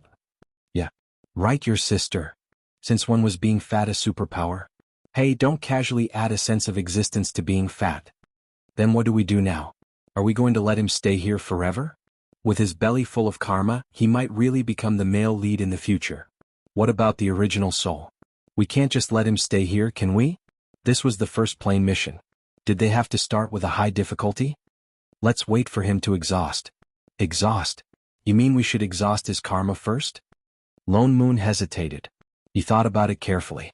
Indeed, the reason why the invader could trap the soul was more or less because of the karma. He had too much karma on him. Naturally, he would suppress others. Of course, the native soul could not resist him. The two of them were originally fused together. They could not casually separate them. After all, he was from another plane. The soul system was different. There might be some problems when they separated. But if the karma disappeared, the native soul would naturally instinctively resist. There would be problems when the two of them fused together. Then it would be much easier to attack. But he thought of another problem. Karma is not something that can be easily exhausted. He had amazing karma in the first place. Others could not exhaust his karma at all. Unless he met someone with the same karma or an opponent that he acknowledged himself and made him want to fight, then it would be effective. We can't possibly create another cheat just for him. There is. Shining suddenly turned to look at the kitchen. Lone Moon hesitated. He glanced at a certain little figure who was cooking on a chair, very serious. This was really a wise choice. Chef, come. Let's discuss how to slap his face. In order to exhaust a person's karma, one had to strike him when he was at his most complacent, so that he could not be satisfied. That way he would want more and keep exhausting his own karma. The person who struck him down had to be the one who could make him want to compete with himself. And Chef was undoubtedly the best candidate. First of all, he came from the same village as the invader. They seemed to have the same starting point. Second, Chef was originally a dragon. He was destined to become a god. Even if the other party's karma was heaven-defying, he still needed to cultivate by himself. But Chef only lacked spirit chi. He could grow even with his eyes closed. In terms of speed, no one could be faster than him. Third, regarding the influence of karma, in theory, if that Jing Chi was lucky, a portion of people would be unlucky. This was the influence of karma. But Chef was a plain assistant. Although he could not completely bear the assistant seal because of his body, that seal was in his body. With this seal, all the rules in this world could not restrict him, including karma. That meant there was no need to worry at all that he would be affected by the invader's domineering aura. Finally, for some reason, that Jing Chi indeed seemed to have an inexplicable enmity towards Chef. He had already sensed it in the main hall earlier. Chef did not need to do anything at all to attract 100% of the other party's enmity. Lone Moon was just thinking about whether to let Chef go into seclusion and build his foundation before anything else, when something suddenly happened in Honesty Sect. The protective mountain array was activated instantly. The entire sect shook as if someone was attacking the array. In the next moment, a series of demonic roars came from not far away. Demonic chi suddenly surged outside the mountain gate. Large amounts of black chi headed straight for the sect. Supremacy. A disciple hurried over with a horrified look on his face. A lot of demons suddenly appeared outside the mountain gate and surrounded the mountain gate. Sect Master asked me to invite Supremacy over. They really came. Chapter 315. Got it? Lone Moon nodded. They came pretty fast. He turned back and said to Shining, "Don't run around." With that said, he disappeared in a flash. At this time, the mountain gate was already surrounded by a dense crowd of demons. There were demons of all races, and most of them were 7th level or 8th level demons. There were even a few 9th level ones. If not for the protective mountain array being opened, they might have already rushed up the mountain. Lu Hong tried hard to maintain the protective mountain array while leading the disciples to watch the demons who were ready to make trouble. Though he knew that demons were cruel and vengeful by nature, he didn't expect them to not even let off a few children, and even chase them all the way here. "Old man, if you know what's good for you, hurry up and open the array, and we can still let off a few of your disciples. Otherwise..." A wolf demon walked out and bared his bloody teeth at the crowd. "When we rush in, we'll eat you up until not even your bones are left." "How dare you, demon?" Lu Hong snorted. "You shouldn't eat humans in the first place. You even destroyed Green Robe's sect, and now you dare to come to my Honesty Sect. Aren't you afraid of karma entangling you and destroying 1,000 years of cultivation?" "Pooey." That wolf demon looked disdainful. "Don't give me that. Only you humans believe in karma. We are demons in the first place. If we don't eat humans, are we supposed to eat porridge and rice?" As soon as he finished speaking, all the demons laughed loudly, looking at the crowd as if they were looking at dishes. Besides, you stole our king's spirit herb first. We're just here to seek justice. The wolf demon continued. Eating a few people is already letting you off easy. If you don't hand over the green feathers spiritual orchid you stole, we'll eat all the mortals around here too. Green feathers spiritual orchid. Lu Hong was stunned. We've never seen any green feathers spiritual orchid. Don't slander us. You humans are the best at lying. You dare to do it but don't dare to admit it. The wolf demon snorted. Do you dare to say that it wasn't you who saved those brats from Green Robe sect? We turned the whole Green Robe sect upside down and couldn't find that green feathers spiritual orchid. It must be you who took it. We did save those children because we couldn't bear to see them die in the demon's mouth. Lu Hong said solemnly, but we have never seen the green feathers spiritual orchid, whether you believe it or not. You still dare to quibble? Let's see how long you can last. The jackal demon seemed to be too lazy to talk to him. With a wave of his hand, the demons beside him rushed forward and began to attack the mountain guarding array. For a moment there were only a few loud bangs and the entire sect shook. However, the array formation still did not break. Instead, some of the weaker demons were directly bounced away. Get out of the way. Suddenly, a wolf's howl came from the group of demons, startling all the demons and making a path. Not long after, a person walked over. Compared to the rest of the demons who were still in their beast forms, he was in a complete human form. He wore a long black robe, and his whole body was filled with a shocking demonic aura. He was completely different from the others. Lu Hong's heart sank. This was a 10th level demon king. A bunch of trash. You can't even break an array formation. The demon monarch glanced coldly at all the demons, causing them to tremble. Only then did he look at the cultivators in front of him with a pair of blood-red eyes. A red light flashed in his hand, and a sinister smile appeared on his face. Since you don't intend to return the treasure, it'll be the same after you eat all of them. With that said, his figure flashed and he immediately leaped more than 100 feet, attacking the mountain guarding array with his palm. There was a flash of lightning, and the previously unbreakable array suddenly shook a few times. With a clang, it cracked like broken glass and directly dissipated. Lu Hong, who was maintaining the array formation, felt the blood in his chest churning. His body was unstable and he directly took a few steps back. However, the Demon King opened his eyes and stared at Lu Hong. I'll start with you. With that said, he roared and flew up, pouncing directly at Lu Hong. Just as his pair of sharp claws were about to pierce through the other party, suddenly a beam of sword chi fell from the sky, directly hitting the Demon King in the air. A white figure instantly appeared, waved the flute in his hand, and with a thud, the Demon King was knocked down from the sky.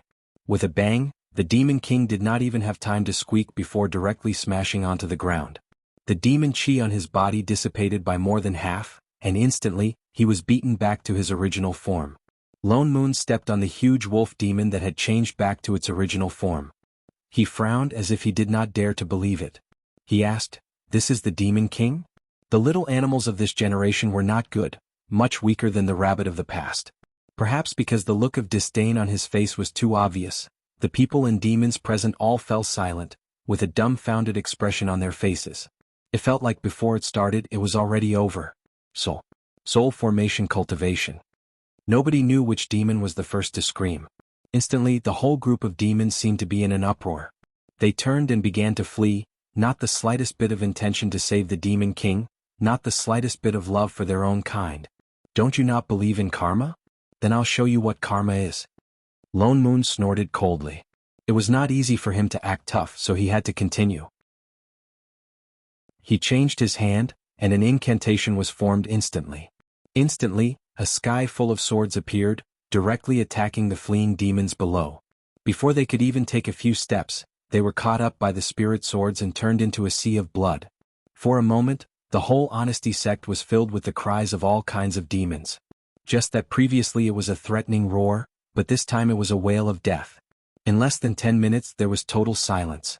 A large number of 7th and 8th level demons died, leaving only a few small demons who were not stained with the smell of blood, but most of them were 4th and 5th level. The people of Honesty sect who were ready to fight to the death. What did they come here for?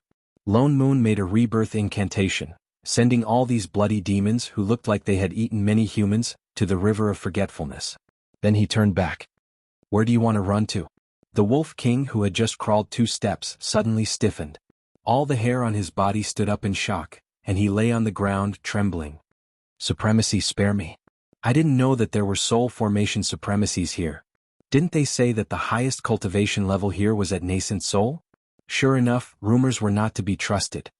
Oh, you mean that if there were no soul formation supremacies, you would dare to come and eat people? Lone Moon's eyes turned cold. The Wolf King's eyes narrowed and he trembled even more. No, supremacy, I had no choice.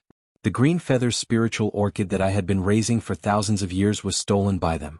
In a fit of anger, who said they stole your green feather's spiritual orchid? Who cares about your radish? And a green radish. Yes, it's true. The Wolf King's ears drooped down, feeling wronged. I know that kid, he was the one who stole it. As he spoke, he pulled out an image recording stone from somewhere. Suddenly, a phantom image popped out. It was a child around 10 years old. He was thin and tall, and he was holding a green radish that was overflowing with spiritual energy. Chapter 3:16. This is, that Jing Qi. Lu Hong instantly recognized the person on top. He's the one who stole it. The Wolf King continued, we couldn't find him in Green Robe's sect, and only found out later that this kid was saved by Honesty sect. That's why. If he had known that there was a soul formation cultivator here, and a sword cultivator at that, he wouldn't have come. Lone Moon frowned. Actually, he had more or less guessed that this might be related to that intruder, but he didn't expect it to really be him. No wonder so many demons appeared in that village first, then Green Robe's sect and now Honesty sect. So they were only after Jing Qi. But Jing Qi clearly knew that these demons were attracted by him, but why didn't he mention this? And he didn't feel guilty at all and was unbelievably self-righteous. This couldn't be explained with other kids, not to mention that he wasn't one at all. Lu Hong's face darkened and he turned to instruct, go to the back mountain and bring Jing Qi from Green Robe's sect here. Yes. The disciple immediately turned and flew away. The Wolf King's eyes lit up, and a glimmer of hope flashed across his eyes. Lone Moon didn't intend to let him go just like that. Even if you have a reason, you destroyed Green Robe's sect and ate so many people. Just these 2 points alone, I can't let you go. The Wolf King became listless again and trembled even more violently. A spell was about to form. Supremacy, wait. Lu Hong seemed to have thought of something and said, this Wolf King is very sinful, and Honesty sect just happens to lack a mountain guard beast. Why don't we let it stay in the sect forever as atonement? The Wolf King nodded immediately. I'm willing. Supremacy, please spare my life. I love guarding the gate very much, woof woof. Lone Moon, Lu Hong, woof your ass, do you think you're a dog? Since sect master says so, then so be it. Lone Moon made a spell and pointed at the Wolf King's forehead, directly pulling out a trace of his divine perception and heart blood. He turned to Lu Hong and said, give me your hand. Lu Hong subconsciously reached out, and Lone Moon directly turned his hand, and a blood-colored wolf head symbol appeared on Lu Hong's wrist. This is a blood contract? And? Lone Moon nodded. If he disobeyed or dared to eat humans in the future, Lone Moon could just activate this seal to kill him. Demons were different from demonic beasts. They could not be contracted, so this method was the safest. The Wolf King lowered his head even more and repeatedly promised, this little demon wouldn't dare. After it finished speaking, it immediately climbed up to the stone platform at the entrance of the mountain and sat down with its hind paws on the ground. A huge tail wagged behind it as if it was convulsing. It had completely forgotten that it was originally a demon king. Lone Moon, Lu Hong, everyone, at least he was tactful. The rest of the lesser demons don't have any blood chi on them, so they probably haven't hurt anyone. Deal with it as you see fit. Lone Moon instructed. Suddenly he thought of something. Well, yes. Clean up the corpses and send them to Shen Ying on the Invincible Peak after extracting their demon cores. Although they're a little broken, they should still be edible. Eat. Did they hear it wrong? Yes. Lone Moon glanced at the remaining lesser demons and the Wolf King. He said word by word, don't they like to eat humans? Let them understand what it means to be at the top of the food chain and fear. Everyone, demon, all the demons trembled. So scary. They actually want to eat demon corpses. Before the crowd, demons, could react, the disciple who had just left to call for reinforcements suddenly ran back with an anxious expression. Sect Master, bad news? That disciple called Jing Qi is missing. What? Lu Hong's expression darkened. Isn't he in confinement? How can he be missing? Have you checked the disciples' movements? I've checked. No one saw him leave. I went to the confinement room and found that he was not there. This child? A trace of anxiety flashed across Lu Hong's face. Could something have happened to him? Suddenly, he thought of something. Everyone immediately turned to look at a certain dog king. No, Wolf King. The Wolf King's hair stood on end. No, it wasn't me. Don't wrongly accuse a good wolf. We didn't even enter the mountain gate. How can we capture him? Besides, we didn't even find the green feather's spiritual orchid. Supremacy, what do you think? Lu Hong looked at Lone Moon awkwardly. Lone Moon frowned. This matter could have been caused by that Chinibyu. After all, those with Chinibyu always had inexplicable paranoia. Let's go back to the sect first. Lu Hong nodded. Only then did everyone suppress the lesser demons and fly back to the main peak. Lu Hong walked at the front and was about to enter the hall. Suddenly, a soul formation suppressive force came from inside. He did not notice it and took a step back. That suppressive force became even heavier. It even swept towards everyone unscrupulously, obviously with a murderous intent. Lone Moon's expression turned cold. Did they think he was dead? Instantly, the suppressive force belonging to a sword cultivator counterattacked. It rushed mercilessly into the hall. It attacked the cultivator sitting on the high seat. Instantly, there was a series of messy movements of tables and chairs, as if they were not sitting properly. Only then did Lone Moon lead everyone in. He looked at the middle-aged cultivator who came uninvited and was still sitting on the high seat. Honesty Sect actually has a soul formation sword cultivator. I have underestimated you. The cultivator on the high seat stood up and looked at Lone Moon, who was at the front, with some wariness. You are Supremacy Wuxia of Divine Heaven's Sect. Lu Hong was shocked and instantly recognized the identity of the person. Divine Heaven's Sect was the #1 immortal sect in the Upper Azure world. There were tens of thousands of disciples in the sect. It was completely different from Honesty Sect. There were more than 10 soul formation supremacies in the sect, and this Supremacy Wuxia was one of the strongest among them. It was rumored that he was already half a step into immortality. It seems that this old man's face is somewhat pleasing to the eye. The other party smiled, but his eyes were still somewhat arrogant. Lu Hong frowned. I wonder why Supremacy has come to Honesty Sect? And he attacked indiscriminately. If not for Supremacy Lone Moon's presence, even he would have been injured. I'm not here for anything else, I'm here for my new disciple. Wuxia glanced at him. Perhaps because of Lone Moon's presence, he said in a low voice, this old man has taken in a new disciple. His name is Jing Qi. A few days ago he had been here for some time. I had already taken him away just now, but I remembered that I did not inform you, so I specially came back. Jing Qi. Lu Hong's expression darkened. No wonder he suddenly disappeared. It turned out that he was taken away by him. He did not expect that a child like him would know Supremacy Wuxia. That's right. He is my only direct disciple from now on. His eyes turned cold and he continued in an accusatory tone, I have cultivated for so many years and only have this one disciple. It is inevitable that I will be a little protective.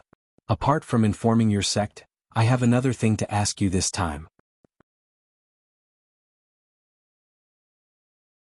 Chapter 317. Lu Hong's heart sank and he had a bad premonition. What is it? My disciple is straightforward and lively, but he is also a pure and kind person. May I ask, Sect Master, what did he do wrong? You wanted to lock my disciple in a secret room where he can't see the light of day, and you wanted to kill him. His voice deepened, and the coercion from his body began to sweep towards Lu Hong. Lu Hong's face paled, and the coercion was about to sweep over him. Lone Moon suddenly took a step forward and pulled him behind him. They were both soul formation cultivators, but an even colder coercion was directly pressed back. Wuxia was stunned and took another step back, almost tripping on the chair behind him. His face was instantly filled with shock.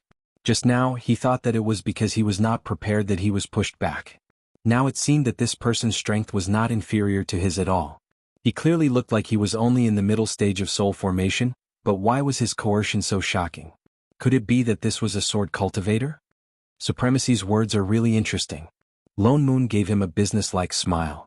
That child called Jing Qi was originally a surviving disciple of Qingyi sect. He made a mistake, hurt others, and disrespected his elders, which was why he was punished with confinement. And he was confined for less than a day. Where did this saying of killing him come from? Are you saying that my disciple lied? I don't know whether he lied or not. Lone Moon continued. But if sect master really wanted to kill him, why did you save him from Qingyi sect in the first place? We are not that free. This? His expression changed, but he still argued. Even if he did make a mistake, there is no need to punish him so heavily, right?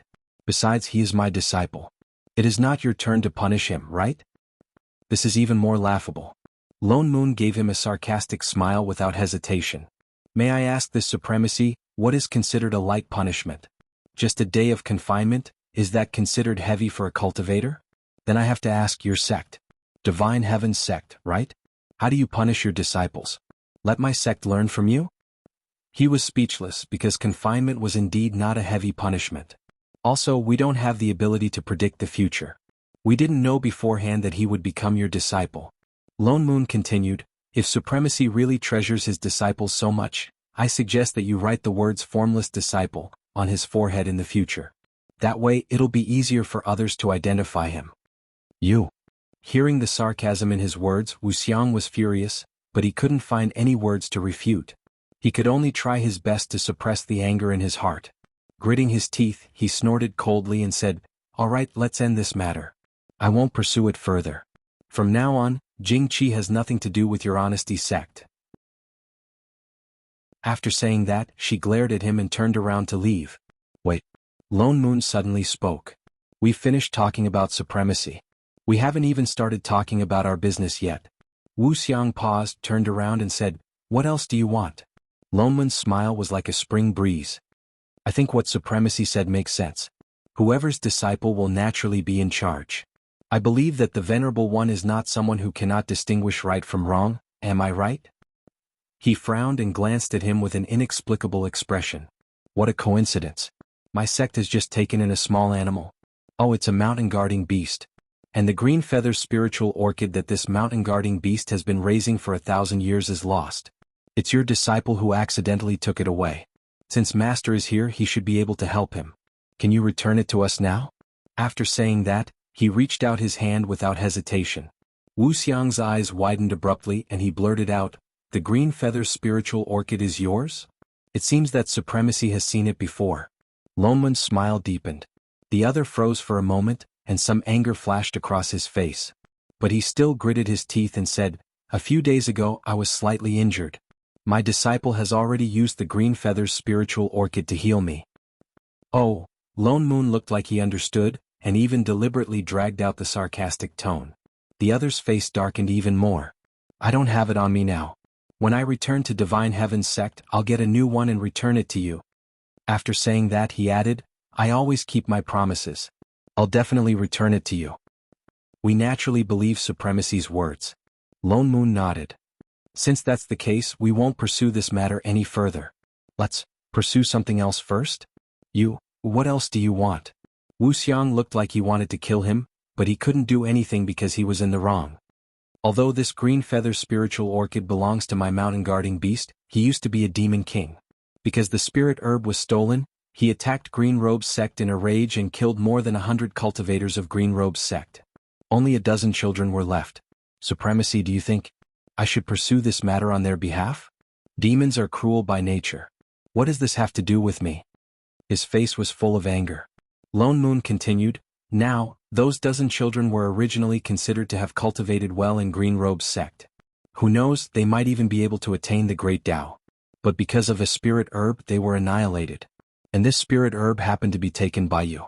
To put it bluntly, it was the entire Green Robe sect in exchange for supremacy's life. Green Robe's sect was gone just like that. Saying that demons were cruel by nature was not so simple. His face paled. What do you want? Nothing. Lone Moon shrugged. It's just that these children are now in my honesty sect. In the future, when they cultivate and seek the Tao, they won't need any spirit stones or Dharma artifacts. Only then did Wuxia grit his teeth and say, I give. With that said, he directly untied the storage bag at his waist and took out a bag of spirit stones and handed it over. Lone Moon weighed the bag. There are more than 12 children.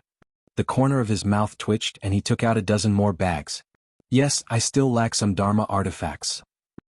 Continue digging. Elixirs and whatnot have to be prepared. Continue digging.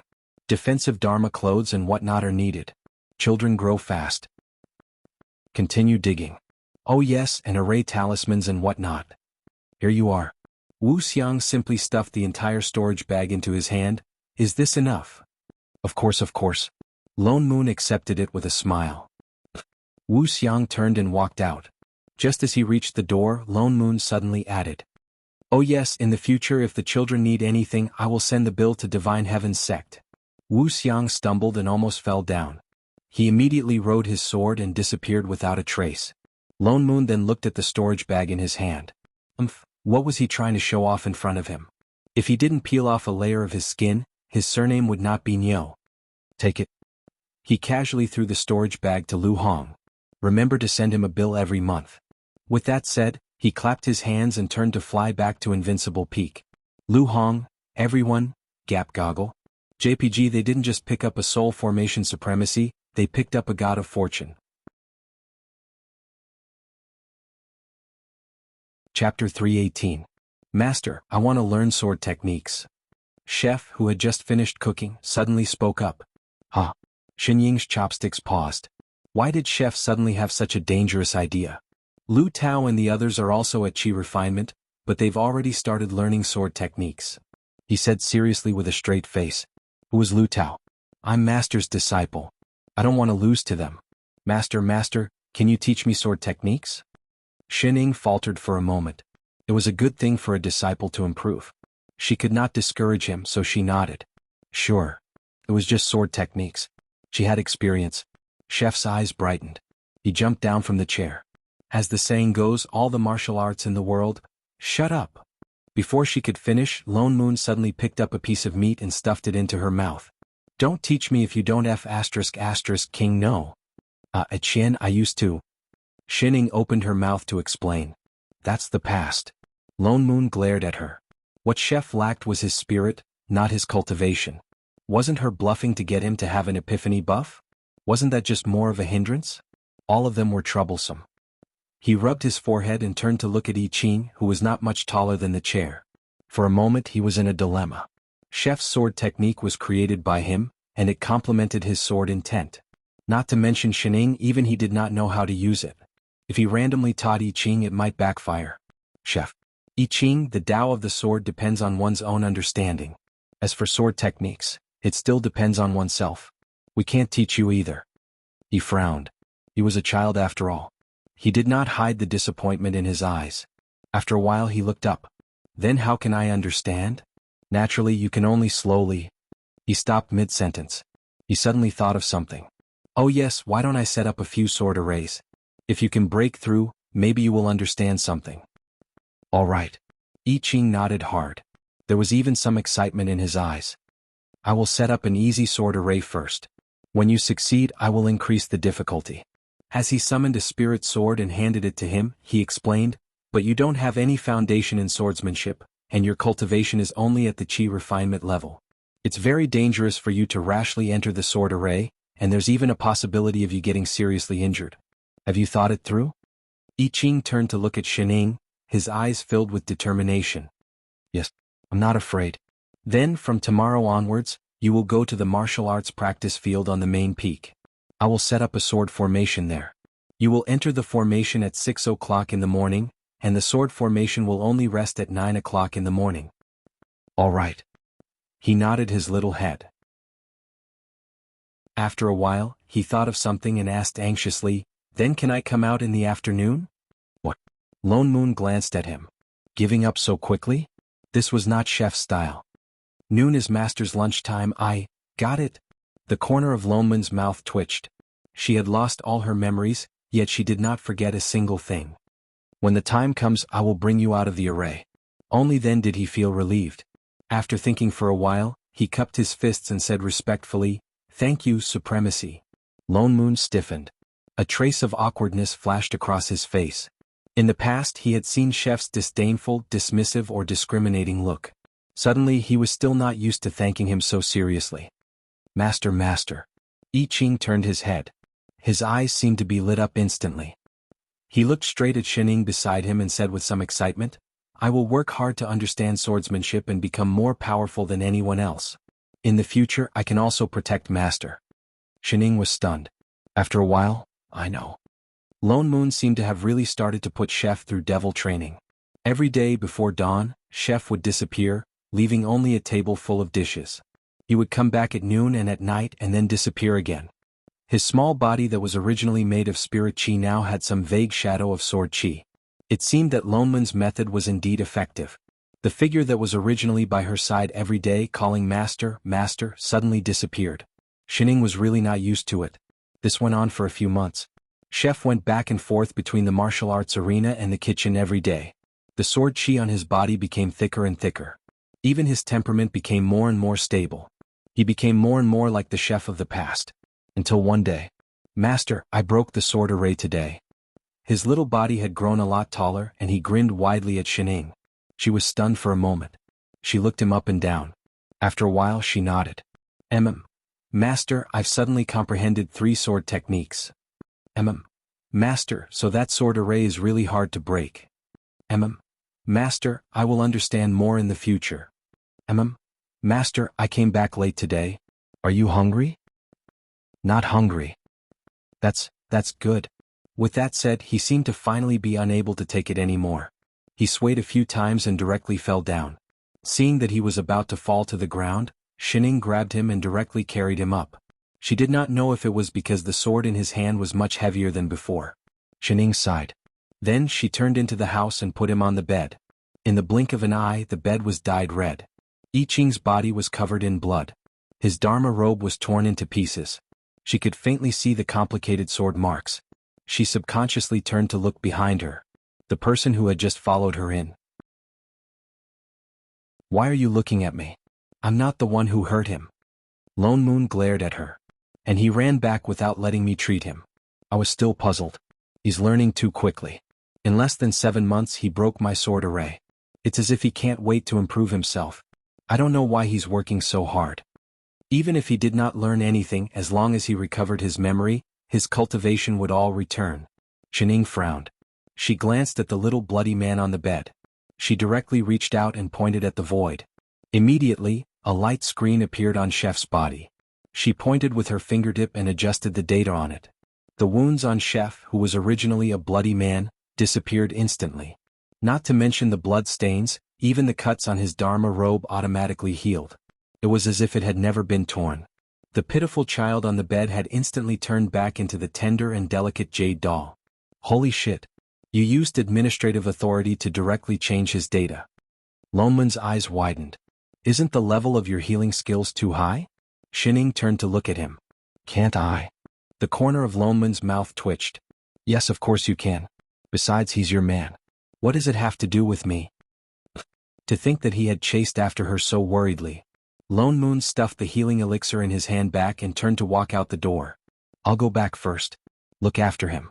Rest more today. From tomorrow onwards he will enter a new sword array. Shit. He still had to go back to set up an array in the middle of the night. He did not know what he owed this pair of master and disciple. Oh. Shining nodded. Suddenly, as if recalling something, she said, Father Nyo. What? I'm so hungry. I haven't had dinner yet. Do you have anything to eat? Get lost. Lone Moon glared at her. There's a limit on pig feed today. With that said, he waved his hand and left a few plates of pastries on the table. He turned and walked out of the house. Sigh, Father Nyo would die if he did not act Sundara. Chapter 319. Lone Moon set up 10 sword arrays in the arena at once, from simple to difficult, covering all levels from chi refinement to nascent soul. Could be said to be the best place to practice sword Dao and understand sword intent. In the beginning he only did it for Chef. His sword techniques were self-created. Lone Moon had also heard him say that his sword techniques were all realized through countless life and death battles. Chef didn't remember the past and naturally didn't remember his own sword techniques, but his body's instincts were still there. So entering the sword array and actually fighting it made him remember that sword techniques were really effective. Reality proved that it was indeed effective. Ever since he spent more than half a year to break the first formation, it was as if he had turned on some sword technique switch, and he had indeed comprehended many sword techniques. Seeing that it was exactly the same as the one he used before, Lone Moon heaved a sigh of relief. But Lu Tao suddenly found him and asked if he could let other disciples enter for a trial. Most of Honesty sect were sword cultivators, and learning a sword array was indeed very beneficial for cultivation. Lone Moon naturally wouldn't refuse, so the disciples swarmed in. For a time, the sword array in the arena became a place that people had to pass through for cultivation in the sect. But Chef was born with a sword body, and was after all different from others. He had to raise the threshold to the 7th level of Qi refinement before he could enter the first array for a trial. 5 years later, unknowingly the little bean had already sprouted like a sprout. Although he still looked a little young, he was already as tall as Lone Moon. Although he hadn't remembered the past, he was already becoming more and more like the quiet and serious person he used to be. Only Shining felt that he seemed to have grown a little crooked, especially the talkative trait he had when he was young, which didn't seem to have fully recovered. Master, it's snowing today. Even with the protection of Dharma clothes, you need to wear more. Master, don't sleep on the table. I made a reclining chair. If you really don't want to go back to the house, you can sit there. Master, don't drink tea at night. It's not good for sleep. How about drinking some Phoenix Jade juice? Master, it's already so late. Let's eat this cake tomorrow morning, or you won't be able to sleep at night again. Master, you've been eating this kind of meat for 3 days in a row. How about changing it? He had to mention everything big and small. Shining even had the illusion that she had an extra mother cow. But after being talked about by him, she got used to it. A zero, however, in these few years the growth of his cultivation was not very obvious. He had just reached the Foundation Establishment Great Circle. It was on a completely different level compared to the previous skipping levels. He must have suppressed his cultivation, which is why he hasn't reached core formation. But that's right too. Everything before core formation is the foundation. It'll be better for him to form his core formation after he understands sword intent. He didn't understand. Let's go. Sect Master seems to be looking for us. Lone Moon pointed to the main peak in front of them. Shining paused. Meh. Yes. You've been cooped up here for a few years, it's time for you to go out and take a walk. Lone Moon really could not stand it anymore. She was just waiting to be fed. He directly pulled her up. Not only you but also Chef. Since I'm going to the main peak, I might as well go to the martial arts arena to look for a chef. So troublesome. Troublesome my ass. Let's go. Lone Moon directly pulled her through the transportation array and teleported to the martial arts arena. From afar they could see many disciples coming and going from that direction. They were probably disciples who had just left the array. Their faces were all filled with excitement, disappointment, doubt, or fear. There were also many people gathered together to discuss something. Lone Moon did not pay much attention at first. After all, ever since the sword array was created, this was the place that sword cultivator disciples of the sect frequented. He even purposely restrained his aura so that they could discuss in peace. Silently he received a pile of 5-star praise. These sword arrays set up by the supremacies are too powerful. I've already been breaking through for a month, but I haven't even made it through the first level. That's right. It's indeed a sword array set up by a soul formation supremacy. I heard that even eldest senior brother Lu Tao could only make it to the 5th level.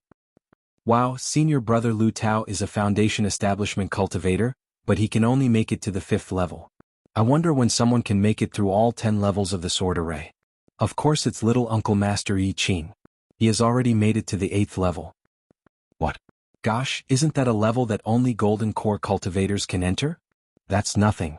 I heard that when he was cultivating Qi, he had already made it to the 1st level. He was only 10 years old then.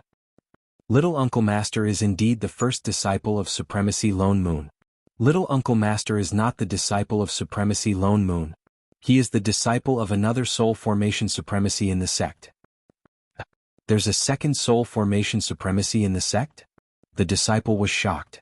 Of course there is. I heard that she joined the sect together with Supremacy Lone Moon. I heard that her surname is Shen. The disciple suddenly thought of something and lowered his voice. But she never leaves the invincible peak. I've been in the sect for so many years and I've never seen her. Lone Moon gave a look of disdain to the disciple who was chewing on a fruit beside him. It's fine if she doesn't have a sense of existence, but she's also lazy. If little Uncle Master is so powerful, is her master even more powerful? Lone Moon had to agree with this point. He had no intention to continue listening and was about to walk past. That's not for sure. The disciple suddenly shook his head and said with a gossipy look, even the sect master has never seen her fight. No one knows what her cultivation level is like. We only know that she's a female cultivator. But little Uncle Master has been with that person since she was young. She did not cultivate until she was 10 years old. Only when she grew older did she let her out to practice swordsmanship. The two of them are very close. The two of them live in a small building on the Invincible Peak. The other disciples seemed to have thought of something and looked shocked. You're saying that little Uncle Master is actually a human cauldron that Supremacy Shin is raising? Shining, Pooh, Lonman's face twisted. He instantly set up an isolation array and held his stomach as he laughed maniacally. Ah, you're a homebody. People are saying that you're a pervert who raises boys as human cauldrons. Ah, I'm dying of laughter. If that's the case, little Uncle Master is too pitiful. The disciple looked indignant. That Supremacy Shin is too much. But who can go against a soul formation supremacy? Little Uncle Master is cultivating so hard. Maybe she's not satisfied. That's not what I've heard. Suddenly, a disciple retorted. Everyone looked over.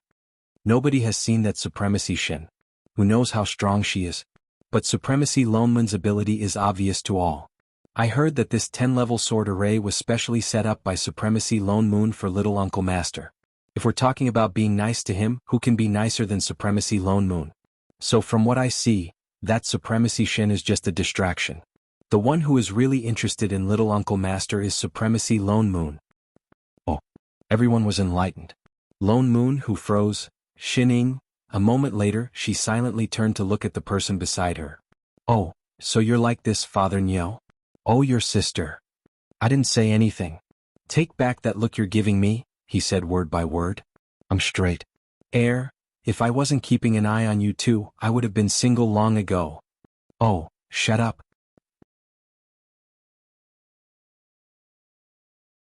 Chapter 320. Lone Moon did not expect to be implicated by a random gossip. He lifted his hand and undid the isolation array. Cold air flowed out from his body, and a low pressure swept towards the disciples. The disciples were shocked. When they saw the two people coming over, they shivered and shrunk into a quail. Their faces were full of vigor. They braced themselves and bowed. Greetings, Supremacy. You have the time to talk nonsense here. Looks like you're very confident in breaking the array. Everyone. Lone Moon waved his hand and a wind spell blew everyone back into the array. It was still the second level. For a moment, the entire array was filled with cries of pain. When they reached the main hall, Lone Moon's face was black. He suddenly had the urge to increase the difficulty of the sect's array. Let's see if they still have the time to make up nonsense. Supremacy. Lone Moon? Lu Hong was confused by Lone Moon's stare. He thought about the sect. Did the sect lose money recently? The income from spirit herbs and Dharma artifacts even doubled. There were no new disciples added to the sect's burden. Why did Supremacy look so scary? Why did you call us here? Lone Moon sat on the chair at the side and looked at Lu Hong with a cold gaze. Lu Hong trembled subconsciously. So scary. He could not help but send a look of help to Shining. Unfortunately, she was focused on eating her fruit and did not receive his signal. He could not help but send a voice transmission. Supremacy? Shin's Supremacy Lone Moon? Shining shrugged and said nonchalantly, Men, there are always a few days every month. Lu Hong. Is there something wrong with that? I Ching. Master's words are so profound. I can't understand them at all. Lone Moon. I can hear you. Hurry up and say it. What's the matter? Lone Moon's mouth twitched. Lu Hong coughed and glanced at I Ching, who was standing behind Shining. Then with a straight face he said, It's like this. The Hongyu mystic realm is about to open. I want to take this opportunity to let the disciples of the sect go there to train. Maybe they can find an opportunity to advance. Hongyu mystic realm? Lone Moon was stunned. Why had he never heard of this mystic realm? The Hongyu mystic realm is a small mystic realm opened by a cultivator who was about to ascend tens of thousands of years ago. It only opens once every 100 years. Lu Hong explained, every time it opens it lasts for 2 months. Although there aren't any great opportunities inside, there are many demonic beasts. It's the most suitable place for cultivators below the golden core stage to gain experience. You want the sect's foundation establishment disciples to participate? Lone Moon asked. Yes. He nodded and said, while the disciples of the sect often train in the sword array, they rarely have the chance to fight with demonic beasts. Moreover, most of them have never left Honesty Sect, so it's good to let them go out and gain some experience. Lone Moon nodded. It would be good for them to form a team and go for a dungeon. They could practice their teamwork. Among the Foundation establishment disciples, junior brother I Ching's cultivation is the highest, and he has a calm personality. The disciples all respect him the most. Lu Hong looked at I Ching and said, he could be considered the first person in the whole Azure world to have perfected the Foundation establishment within 5 years. So I want him to personally lead the disciples into the mystic realm. After all, he was personally taught by Supremacy Lone Moon. He's much stronger than those bald brats. Lone Moon's face darkened. Get rid of that. Do you believe I won't beat you up? Lu Hong. Did he say something wrong? I said you can make the decisions in the sect. Lone Moon glared at him. Besides, he's not my disciple. Why ask me? Just ask her. With that said, he pointed at the person beside him. Lu Hong then looked at Shining. Then Supremacy. Shin, what do you mean? Shining was stunned. She turned to look at Chef behind her. Do you want to go? I Ching's cold expression softened. He looked at her more intently. If it's really beneficial to cultivation, disciple will try his best. Oh, then go. Yes, master. Leave some food before you leave. A smile slid across I Ching's eyes. Yes, master, no problem, master. Lu Hong. Why did it feel weird that they were teaching disciples?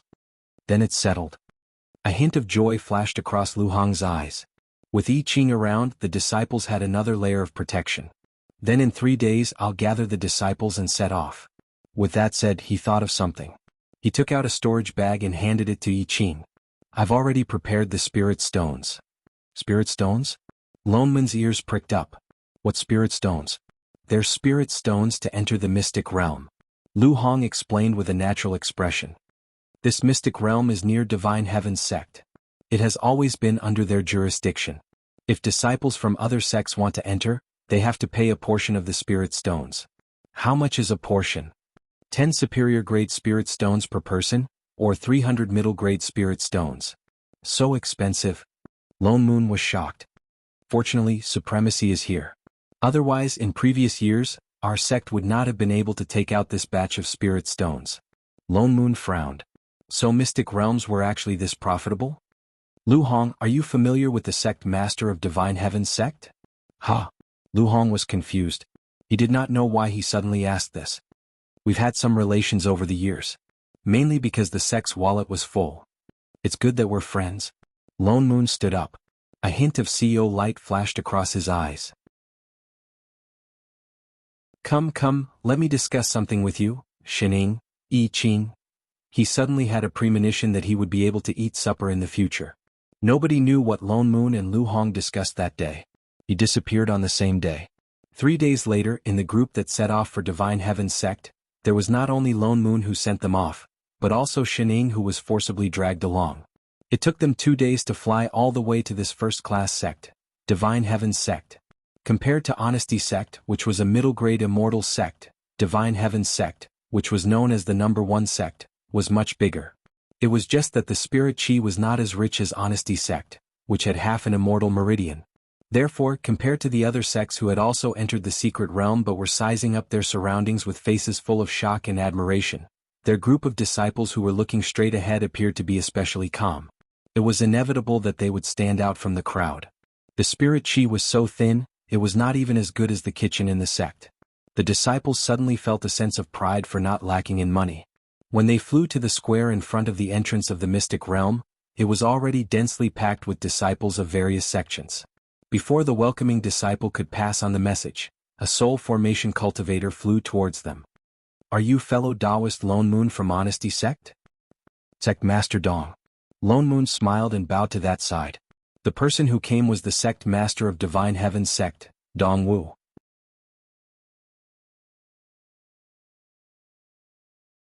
Chapter 321.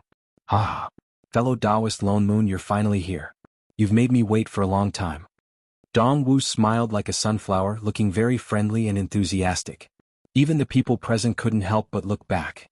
There were many soul formation supremacies among the other cultivators who came to send off their disciples, but Dong Wu didn't act like this. I've received your message a few days ago.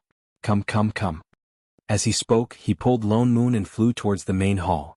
No rush. Lone Moon didn't move, but smiled even more brightly. I'm here this time to send my disciples into the mystic realm to gain experience. I can't delay my business. Yes, yes, yes. Dongwu nodded repeatedly, and led him towards the entrance of the mystic realm. He directly walked past those new sects and stood beside the Divine Heaven sect disciples. While waiting for the mystic realm to open, he chatted with Lone Moon. No one knew how he managed to bluff them, but when it was time for the sects to pay the mystic realm entrance fee, Honesty Sect didn't pay a single spirit stone. Instead, Dongwu took out a bag of spirit stones and stuffed it into Lone Moon's hands. Looking at the markings on the bag, it seemed to contain quite a number of supreme-grade spirit stones. Lu Hong was stunned by the sight, completely unaware of what was happening. When did the supremacy become so familiar with the sect master of Divine Heaven's sect? Why didn't he know it all? Speaking of which, wouldn't Honesty Sect be poached? What should he do if he suddenly panicked? The mystic realm is open. Someone shouted. A white light suddenly flashed in the sky above the square, and the space twisted. In a short while, a spiral-shaped entrance to the mystic realm appeared.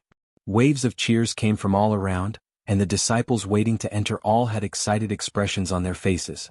The high-level cultivators who came to send them off also seized the time and began to remind them of various things to take note of when entering the mystic realm. It was just that in other sects, it was the masters who reminded the disciples, but here at Honesty Sect, "Master, I've sealed the food for these days in the storage bag. You don't have to worry about being hungry." "Master, I've already set up a dust-removing array that activates regularly on invincible peak. It will clean automatically." "Master, I'll be gone for a month and the weather is turning cold. Remember to wear more clothes." "Yes, yes, yes. Master, don't lean on the table after eating. You'll fall asleep if you lean on it. No one will send you back to your room if I'm not around." "Oh. Master, if you're bored, don't go out alone. I've already told the disciple at the foot of the mountain. You just have to shout and he'll lead the way for you."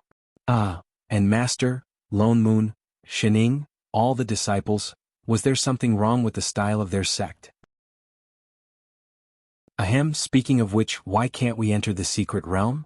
Seeing that the way they were looking at them was getting weirder and weirder, Lone Moon could not help but interrupt Chef's words. He had a feeling that he had exposed something.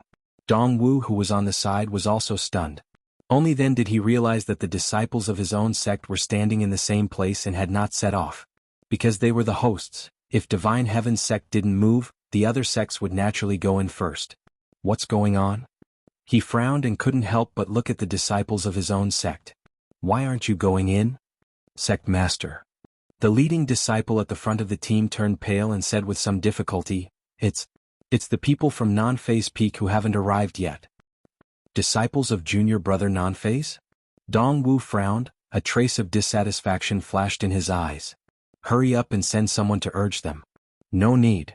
As soon as he finished speaking, a familiar voice sounded. A middle-aged cultivator flew over from the sky. The person who came was Non-Phase, who once rushed up to Wu Wang and was cheated by Lone Moon. "Senior brother, I'm already here." He still had that arrogant look, and there were 3 disciples behind him. In fact, the one with the highest cultivation was the disciple on the right.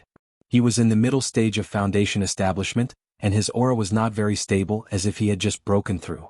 And it was an acquaintance, it was Jing Qi, who suddenly disappeared from the sect back then. His body was obviously much taller and he already looked like an adult. It was just that the layer of fat shadow on the outside of him was really too eye-catching, making people completely ignore the image of the body that he occupied. But his face looked even gloomier than when he was young. His whole person was gloomy, and there was even some resentment between his brows. Lone Moon's eyes narrowed. It seemed that all these years his method of sending bills to Non-Phase every month was still effective. Indeed, Non-Phase still had some animosity towards this disciple. Previously he vowed that he would only accept 1 disciple, and now he had already accepted 3. And the luck that originally filled Jing Qi's body seemed to have dissipated a lot. "It's you?" Once Non-Phase landed, he saw Lone Moon beside him and was instantly shocked. "Supremacy Non-Phase, long time no see." Lone Moon smiled with a business-like expression. The corner of Non-Phase's mouth twitched and he seemed to think of something. He snorted coldly and ignored him. He turned back and waved at the 3 disciples. "Right." The 3 nodded, and then stood among the disciples of Divine Heaven's sect. Instead, Jing Qi looked back frequently, and his gaze fell on Yi Qing, who was beside Shining. His expression became even more gloomy, with some undetectable ruthlessness. Yiqing. He didn't expect him to come too. Not only was he in the same foundation establishment as him, but his cultivation seemed to be higher than his. What? Why was it him? He was clearly also a disciple of a soul formation supremacy. Why was he always one step ahead of him? Everyone is here, let's go in. Dongwu instructed, and all the disciples turned back and bowed. Then they mounted their swords and flew towards the direction of the mystic realm. Seeing that all the disciples of Divine Heaven's sect had entered, it was naturally the turn of those from Honesty sect, who were closest to them. Yiqing clenched his fists by his side and looked back at Shining again. Master, wait for me to come back. With that said, he flew in with everyone and disappeared behind the door in an instant. The other sects also followed in. In less than a moment, there were only a few dozen high-level cultivators who came to send off their disciples in the originally lively square, and it seemed a little empty. Junior brother? Dongwu then looked at Wu Xiang beside him and said with some disapproval, the opening of the mystic realm is a big event in the sect. I hope junior brother can prepare in advance in the future, and don't miss the timing like today. A trace of anger rose in Wu Xiang's heart, but he couldn't show it, so he could only nod and say, yes, senior brother. With that said, he looked at Lone Moon beside him. I still have things to do in my peak, so I won't accompany senior brother. With that said, he directly turned and flew away on his sword. Dongwu looked at the person who flew away, sighed and frowned. He also didn't like this junior brother Wu Xiang. Among all the peak masters in the sect, his temperament was the weirdest. Many years ago he was unwilling to accept disciples in the sect, but a few years ago he suddenly brought one back, saying that he was the only disciple. Unexpectedly, after 2 years, he took a fancy to 2 new disciples with celestial spirit roots. Originally, they had already been accepted by other peak masters, and were only short of a master's gift. But he insisted on snatching them, which gave him a headache for a while as the sect master. Chapter 322. Sorry for the embarrassment, fellow Taoist Lone Moon. Thinking of the person beside him, Dongwu's expression brightened, and he quickly moved aside with a warm smile. About the 10-level sword array mentioned in the letter, could you please tell us about it in the main hall? Of course. Lone Moon didn't refuse and followed him with a smile. After a while he paused, turned back and pulled Shining to catch up. If he didn't keep an eye on them, they would definitely get lost. This is. Dongwu seemed to notice Shining just now. Wasn't she a disciple going out to gain experience? My daughter? Ah no, my junior sister, Shining. Lone Moon quickly corrected himself. Oh, fellow Taoist Shen, please come in. So the three walked towards the main hall of Divine Heaven's sect. Lu Hong, who was left behind, he suddenly felt that Honesty sect didn't seem to need a sect master. Forget it, he'd better go home and count his spirit stones. This time Wu Wang did not bring many people into the mystic territory, there were only about 30 people in total. Lu Hong had already divided them into 2 groups. One group was led by Lu Tao, the other group was led by Yiqing. Yiqing's temperament was cold and he did not like to speak. But perhaps because he was too ruthless in clearing the sword array in the sect, other than being familiar to the disciples, he also gave people the illusion that he was unreachable. There was no disciple of the same level who did not respect him. Basically, he could control everyone with just a look. In addition, most of the team were sword cultivators. Sword cultivators cultivated their understanding of sword Dao, and the most important thing in sword Dao was actual combat. To sum it up in one sentence, fight. So compared to other sects who had to pay attention to various spirit plants or refining materials, and try their best to avoid demon beasts along the way, this group of people came for the demon beasts. Not only did they not need to avoid, but they also looked for nests everywhere, and went straight to the depths of the mystic realm. They didn't know if it was bad luck, but the few demon beasts they met along the way were all level 2 or 3 and no higher level. Level 2 and 3 demon beasts were equivalent to the Qi refinement stage, and were no challenge to them at all. It wasn't until 3 days later that they encountered a rank 5 demonic beast. Everyone's face lit up with joy as they got into formation and started fighting. It took them 6 hours to defeat the demonic beast. Besides Yiqing, everyone's spirit Qi had been depleted. No one else could move. Yiqing looked at the crowd before walking towards the dead demon beast with his sword in hand. With a wave of the sword in his hand, a sword light flashed and he directly took out the demon core in the demon beast's stomach. He looked down and suddenly looked up to ask, "Who has the ice spirit root?" Everyone was stunned. One of the disciples raised his hand in a daze. "I have an ice spirit root, but it's a wood and ice dual spirit root. I Ching responded and directly threw the demon pill in his hand over. Take it. Ah. The disciple was stunned and reflexively caught it. For me? He didn't know how to react. This was a demonic core and it was from a fifth-order demonic beast. He gave it away just like that?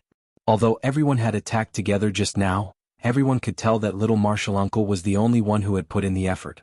If it weren't for him, they probably wouldn't have been able to take down this demonic beast. Everyone was also confused.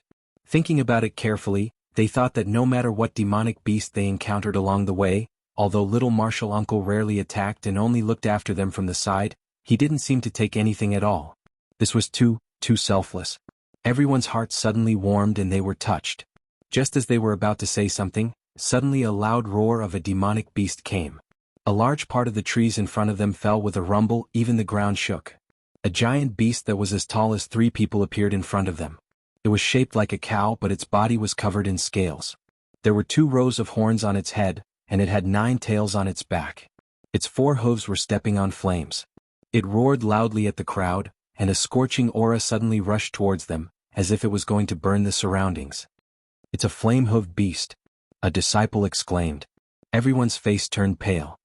Oh my god, this is a 6th-order demonic beast, equivalent to the Golden Core stage.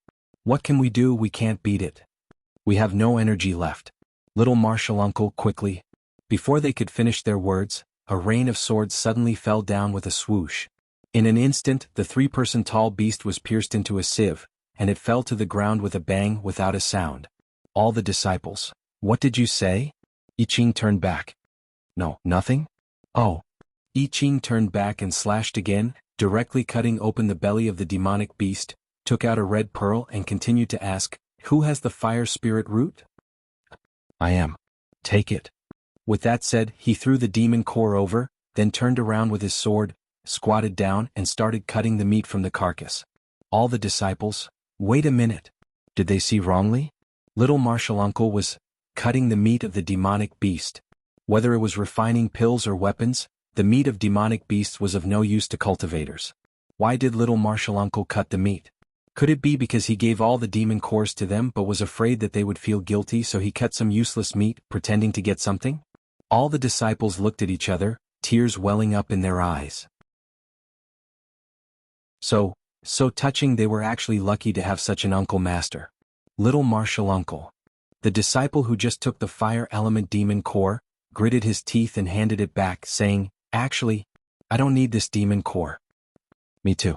The disciple who just took the ice element demon core also said, I don't need it either. So little martial uncle should keep it for yourself, don't patronize us.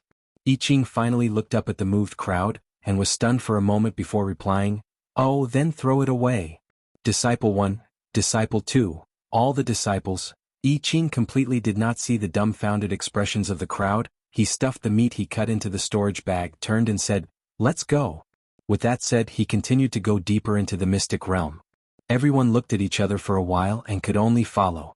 Their hearts were even more touched. Little martial uncle must not want to make things difficult for them.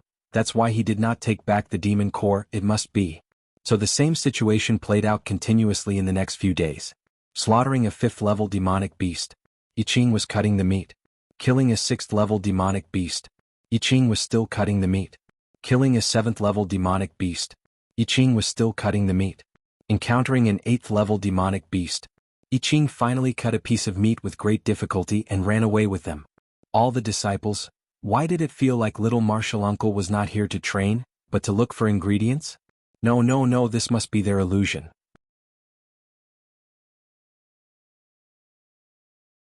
Chapter 323. Everyone headed towards the depths of the mystic realm at an extremely fast speed. Basically, the demon beasts below the 3rd level took turns to go up, the 4th and 5th level demon beasts all went up together. Little Uncle Master went up for those above the 5th level, and those above the 8th level were not allowed to go up, so they turned and ran. Along the way they had great teamwork. Although there were a few close calls, fortunately there were no major problems. After all, this mystic realm was only a small golden core mystic realm. I Ching led the group to clear the monsters in the mystic realm for more than 20 days, until the storage bag beside him could not hold any more meat. Then he turned to everyone and said, let's go back. The disciples who were already holding a pile of demon cores of their own spirit roots all nodded in gratitude. Finally, there was no need to continue, otherwise the demon beasts in this mystic realm would probably go extinct. Everyone flew up on their swords at the fastest speed, intending to fly back, but suddenly there was a flash of green light not far away, and with a bang, it exploded in the air, slowly forming the shape of a flower. "This is the distress signal of Red and Green sect," a disciple exclaimed. "It's not far from here, I think someone is in danger." Everyone turned to look at the person leading them inquiringly. I Ching frowned and turned to look at everyone. "Be careful, let's go over and take a look." With that said, he turned and flew in the direction of the fading pattern on his sword. The disciples also summoned their spirit swords and followed. This was already the depths of the mystic realm, and it was almost impossible to meet people from other sections. There were very few people who saw the distress signal sent here, and it was possible that there was no one else nearby except for them. Although they were not from their own sect, they were all immortal sects, so they naturally had to help if they could. The direction of the signal was not far, and the few of them arrived within a few minutes. I Ching was the first to arrive. He had already landed and was looking ahead with a solemn expression. In front of him was a pitch-black swamp, shrouded in a faint layer of black qi, as if the entire swamp was boiling, and it was bubbling disgustingly. There were also some unactivated Dharma talismans floating on the swamp. "Little Uncle Master." All the disciples landed and looked at the swamp in front of them. "What is this? Why is there so much demonic qi in the swamp?" Before he had time to think about it, a surprised voice sounded, "Big brother next door, it's you." Everyone was stunned and turned to look at the center of the quagmire. They saw a large tree in the center of the quagmire tremble. Its branches and leaves split apart, revealing a slightly childish face. He was dressed in a pink robe and looked to be about 13 or 14 years old. Half of his body was already in the mud, and he was holding onto a tree branch with one hand, as if he was afraid of falling. Perhaps the tree she had grabbed was too dense, so no one had noticed it before. "It's a junior sister." The disciple behind I Ching panicked and subconsciously took 2 steps forward. "Wait." "Oh." The girl in the swamp and I Ching exclaimed at the same time, but it was too late. The disciple had already stepped into the swamp, and in the next moment the entire swamp seemed to be activated. Suddenly, a huge black wave rose up and rushed towards the giant. "Back off," I Ching reminded loudly. At the same time he waved his sword and cut off the black wave. He took a few steps back. "Little martial uncle behind us," a disciple exclaimed. Looking back, he saw that the swamp had already circled behind them and surrounded them, trapping them in the middle. "Sword kinesis." I Ching reminded everyone to fly. All the disciples began to conjure hand seals, but it was too late. The swamp had already spread to their feet. The spirit qi that they had just gathered was instantly emptied. His body sank down uncontrollably. "This swamp can absorb spirit qi." All the disciples were shocked. I Ching frowned. Seeing that everyone was about to be swallowed by the swamp, he tightened his grip on the sword in his hand. Sword qi exploded from all over his body, and the sword in his hand danced quickly and hurriedly.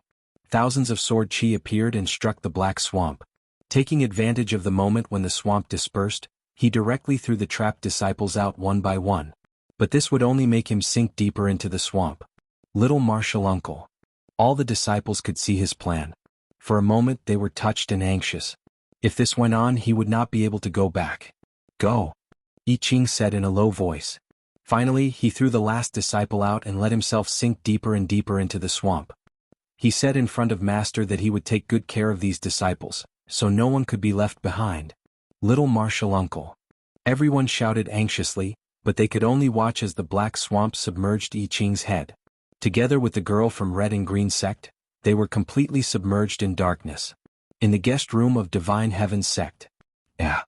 Shining, who was eating, suddenly stood up. "What are you doing?" Lone Moon glanced at her. Shining tilted her head. After a while, she sat back with a normal expression. "Nothing, my back hurts after sitting for too long." "Is it crazy?" Madame Nyo's face was full of disdain. ****. Senior brother, what do we do? The rescued disciples flew in the sky on their swords, looking anxiously at the swamp that was no longer moving. Tears flowed uncontrollably. It was because of them that little martial uncle was trapped. "Wait." The disciple with the highest cultivation among them gritted his teeth. "Little martial uncle is so powerful." He can even defeat a 7th-level demon beast. He must be fine now. No matter what, we have to wait for him to come out. That's right. I believe in little martial uncle. He will definitely come out. The other disciples nodded. Me too. I will wait here until he comes out. Me too. He saved our lives. At most, we'll fight it out with this swamp and pay for it with our lives. Alright, then we'll stay. We'll wait here for a day. If little martial uncle doesn't come back by then, we'll rush in. Alright. Everyone nodded and sat down on their swords. As they meditated to recover their spirit chi, they stared closely at the swamp below them. For a moment, they seemed to have forgotten that the entire mystic realm would close in 3 days. I Ching felt his vision go black. His whole body sank downwards. He could not gather any spirit chi. It was as if he had been sucked dry. His body became heavier and heavier as if something was squeezing him. He could faintly hear the sound of wind and it was getting closer. His heart tightened. He summoned all the sword chi in his body and subconsciously surrounded his body. With a series of crashing sounds, something bounced away from his body. That squeezing feeling disappeared. His surroundings were still pitch black. He could only use his divine perception to explore. Only then did he realize that he was sinking continuously. It was as if he was a bottomless pit. He could faintly see a large area of demonic chi condensed into wind blades. They were making crashing sounds as if forming a wall of wind blades, directly blocking the surrounding black swamp.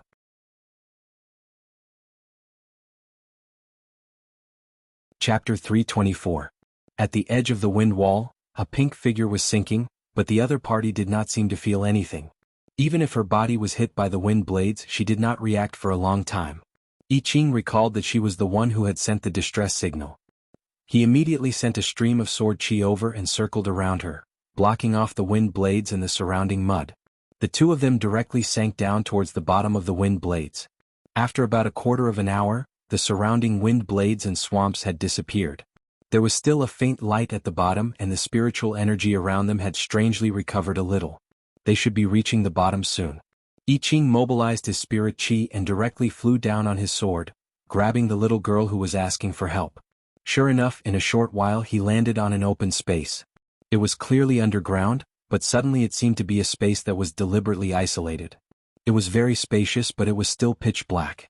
I Ching glanced at the little girl on the ground, pinched a spell and pointed between her eyebrows. In the next moment the little girl woke up. Where is this? She looked around in panic. I Ching summoned a ball of fire, temporarily illuminating the surroundings. Only then did the little girl see I Ching beside her. She was shocked at first and then she was overjoyed. Brother next door. It's you, that's great. I see you again. You are. I Ching frowned. Had they met before? It's me. She hurriedly pointed to her face and said, I'm Nyo-Nyo, the Nyo-Nyo who used to live next door to you. I Ching was stunned for a moment. A little girl with a runny nose flashed in his mind, and he looked at her with some surprise. Your Grandma Wang's granddaughter? Yes. She nodded hard. I've always remembered little brother. So you've become a cultivator too, and so am I. I joined the red and green sect and Master gave me a new name. I'm called Lily now. I Ching nodded, still looking cold and serious. This is the bottom of that swamp. It's dangerous. We have to be careful at all times. The little girl called Lily nodded and hurriedly climbed up. I'll be careful and follow the brother next door. My name is I Ching. He looked around. There might be an entrance here. Let's take a look around. Lily instantly became nervous and hurriedly followed. Her eyes were full of trust for the person beside her. The two of them walked forward for a quarter of an hour, but did not find anything. Only then did I Ching realize that this place was huge. Moreover, it was very spacious. Apart from a few pillars that seemed to be supporting pillars, nothing else could be seen. However, the pillars were all engraved with strange runes. They didn't look like the characters of cultivators. Moreover, they seemed to be from many years ago and the writing was somewhat blurred. The two of them walked for a period of time. Even the pillars were no longer intact. Many had already collapsed. I Ching felt that they should not be far from the border. Suddenly, a burst of light appeared in front of them, as if some kind of spell technique had been activated. There was a loud rumble. I Ching frowned and glanced at the person behind him. At the same time he rode on his sword and flew in that direction. The next moment, a huge mansion suddenly appeared in front of them. It was just that the outside was wrapped in a layer of black demonic aura. The demonic aura was very thick and did not look like it could be easily broken. And in front of the demonic aura stood a person. He was wearing a greenish-gray long robe. His hair was somewhat messy. He was constantly attacking the demonic aura, as if he was trying his best to break in. Who is it? The other party seemed to have noticed them. He turned around and looked behind him. I Ching and Lily had no choice but to fly down and land a few feet away from the other party. I Ching, it's you. The other party's eyes suddenly shrank. Many emotions flashed across his face in an instant.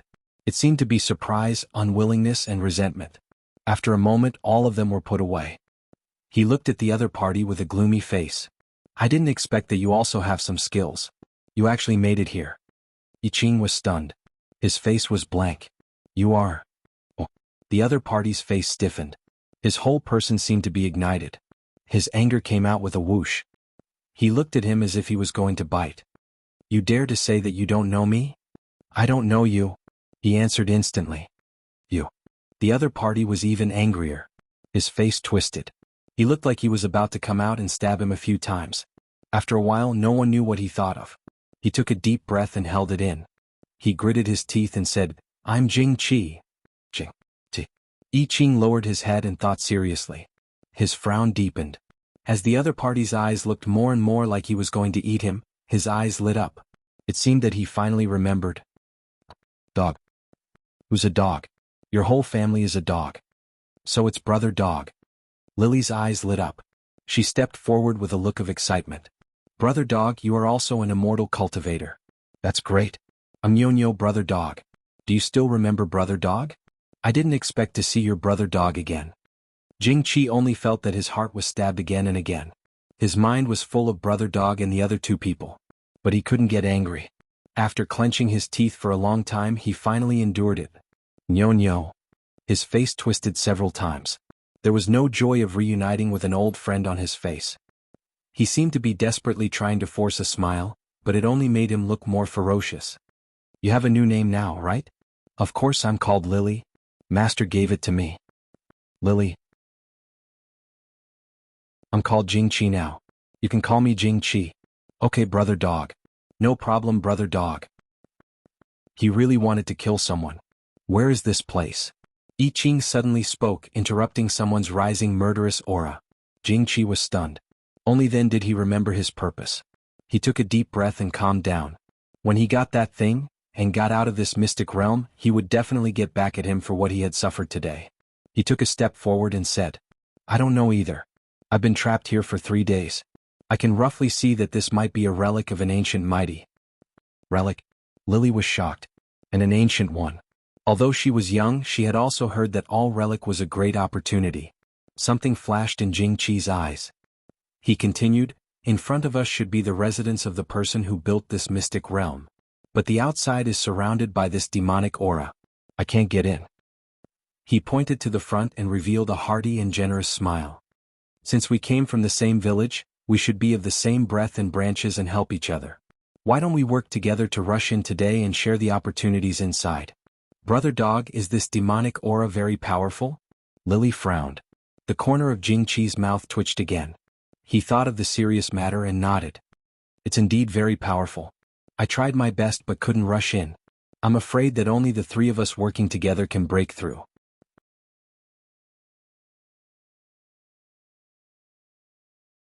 Chapter 325. I Ching looked around, turned around, walked to the side and squatted down. There seems to be a way to break through here. The 2 were shocked and immediately surrounded it. Sure enough, there seemed to be some pattern engraved on the side. Because they were on the ground, Jing Qi had not noticed it before. Because of the age, the handwriting was no longer clear, only the pattern on the top could be seen clearly. There were 3 people whose faces could not be seen clearly, but they could vaguely guess that they were 2 men and 1 woman. One had a sword, one had a flute in his hand, and the last one was holding something that they could not see clearly. Could it be that this demonic Qi really needs 3 people to work together to break through? Jing Qi's eyes lit up and he turned to look at the 2. Why don't the 3 of us work together and attack this demonic Qi barrier? Lily nodded. I Ching was silent for a while and also nodded. Only then did the 3 of them take a step forward. Circulating their spiritual energy, they attacked the thick demonic energy together. The demonic energy barrier twisted and began to shake. Finally there was some movement. Jingqi was overjoyed. He urged everyone to use their full strength. It's about to open. They had to mobilize more spirit qi again, but this time, it was like a clay ox entering the sea, and there was not much reaction. I Ching frowned, and with a thought, he directly changed the spirit qi into sword qi to attack the demonic qi. Suddenly, the demonic qi barrier seemed to be cut by something, and instantly a hole appeared. Jingqi's eyes narrowed, and he suddenly retracted his hand. Before the two of them could react, his figure flashed and rushed into the hole. Brother dog. Lily was shocked, and before she could react, the figure of the other party was already gone. Only then did she realize that she had been cheated, and instantly her face turned red with anger. He is too much, and he said he wanted to go in together. Sure enough, he was the same as when he was young, only knowing how to bully other children. I Ching looked at the closed entrance and did not speak. He just changed the sword move in his hand, and in an instant, thousands of sword qi shot directly towards the demonic qi in front of him. In the next moment, the demonic qi seemed to have met some natural enemy, and began to dissipate inch by inch. In a short while, the entire demonic qi barrier disappeared. Go in. I Ching said and turned to walk in. Lily was stunned and then followed in. If they had known that Brother I Ching could do it alone, why did they have to do it just now? For some reason, he suddenly wanted to see Brother Dog's expression. As Lily expected, when Brother Dog saw the two of them walking towards him, he had a look of exasperation. He thought that they would come in sooner or later, but he didn't think it would be so soon. They were just a few steps behind him. I was going to try to break the demonic aura from the inside, but I didn't expect you guys to already be here. He smiled as if he did not want to clash with them, and subconsciously pressed his hand on his storage bag. The two of them obviously didn't believe him. Humph. Lily was young, so she directly snorted at him and was about to say something. I Ching suddenly spoke. Where's the exit? It was as if he had already guessed that Lone Moon would rush in first, but completely ignored him. Jingqi's face darkened. It was that expression again. It was as if he didn't see him in his eyes at all. He clenched his fists tightly by his side. He didn't think that his choice just now was wrong. In this world, the strong were respected. He was just grasping the opportunity at the right time. However, when he saw how nonchalant the other party was, he couldn't help but feel angry. He felt sullen, as if he was being looked down on by someone standing at the top. They were clearly from the same village. What right did he have to look at him like this? This should be the center of this mystic realm. There must be an exit to return to the surface. Seeing that the other party didn't answer, I Ching didn't care and continued, "This mansion isn't big. Let's split up and search." With that said, he glanced at Lily, turned around and chose a direction to go. Lily nodded and also went in a direction to find the exit. Before she left, she even snorted loudly in Jingqi's direction. Jingqi's face darkened. His hands moved, and he also chose a direction to look for other opportunities. She was just a girl who hadn't reached foundation establishment. He didn't care about her. He subconsciously touched his storage bag. When he got out, he wouldn't need much. He would make these people who looked down on him pay the price. Although this mansion didn't look big, there were countless rooms. There were also many holes in the ground floor, and because of the long years, the things inside had been weathered, leaving only a thick layer of dust. The few of them searched inside for several hours, but they didn't find anything at all, let alone the exit. Until I Ching's voice suddenly sounded, "Lower right, come here." The other two who were searching were stunned and then rushed over. They rushed towards the room that I Ching mentioned. The two arrived at almost the same time. Once they entered the room, they saw a white light in front of them. There was an array in the room. It looked like it had just been activated by the wind. It should have been triggered when I Ching came in. This was the innermost and largest room in this ancient relic. The surrounding walls were engraved with traces of other array formations. But only the array formation with white light in front seemed to be activated. The white light was very gentle, without any murderous aura. Anyway, there was a kind of gentle and calm aura, and they couldn't tell what it was for. There should be a way out of here, I Ching said, then turned to look at the surrounding array formations that had failed. It was just that he didn't have a deep understanding of array formations, so he couldn't tell what those arrays were for. Lily was a pill cultivator, and she was also at the qi refinement stage, so she couldn't see anything.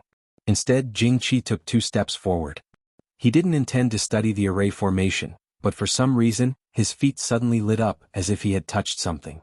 The bright array formation in front of him shone brightly with white light, sweeping towards everyone. Jingqi was shocked. He quickly stepped back and hurriedly summoned his spirit sword.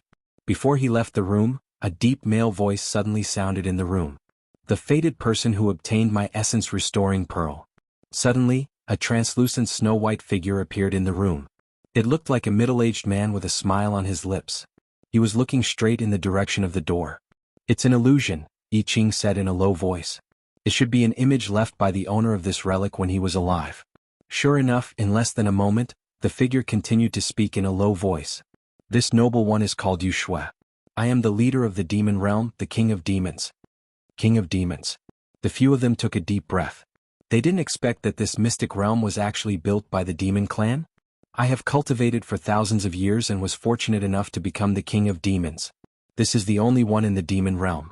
It was all because I was fortunate enough to meet a noble person who connected the two realms of humans and demons with his omnipotent ability. This allowed the sect and the demon clan to eliminate the estrangement and live in harmony for 10,000 years.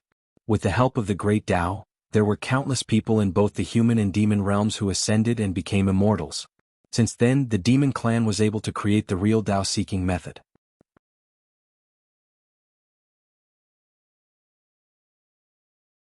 Chapter 326. Today, I'm about to ascend to the immortal world. Remembering the bloodthirsty nature of the demons in my race, I'm afraid that the two races will once again become enemies and lose the right path of the great Tao.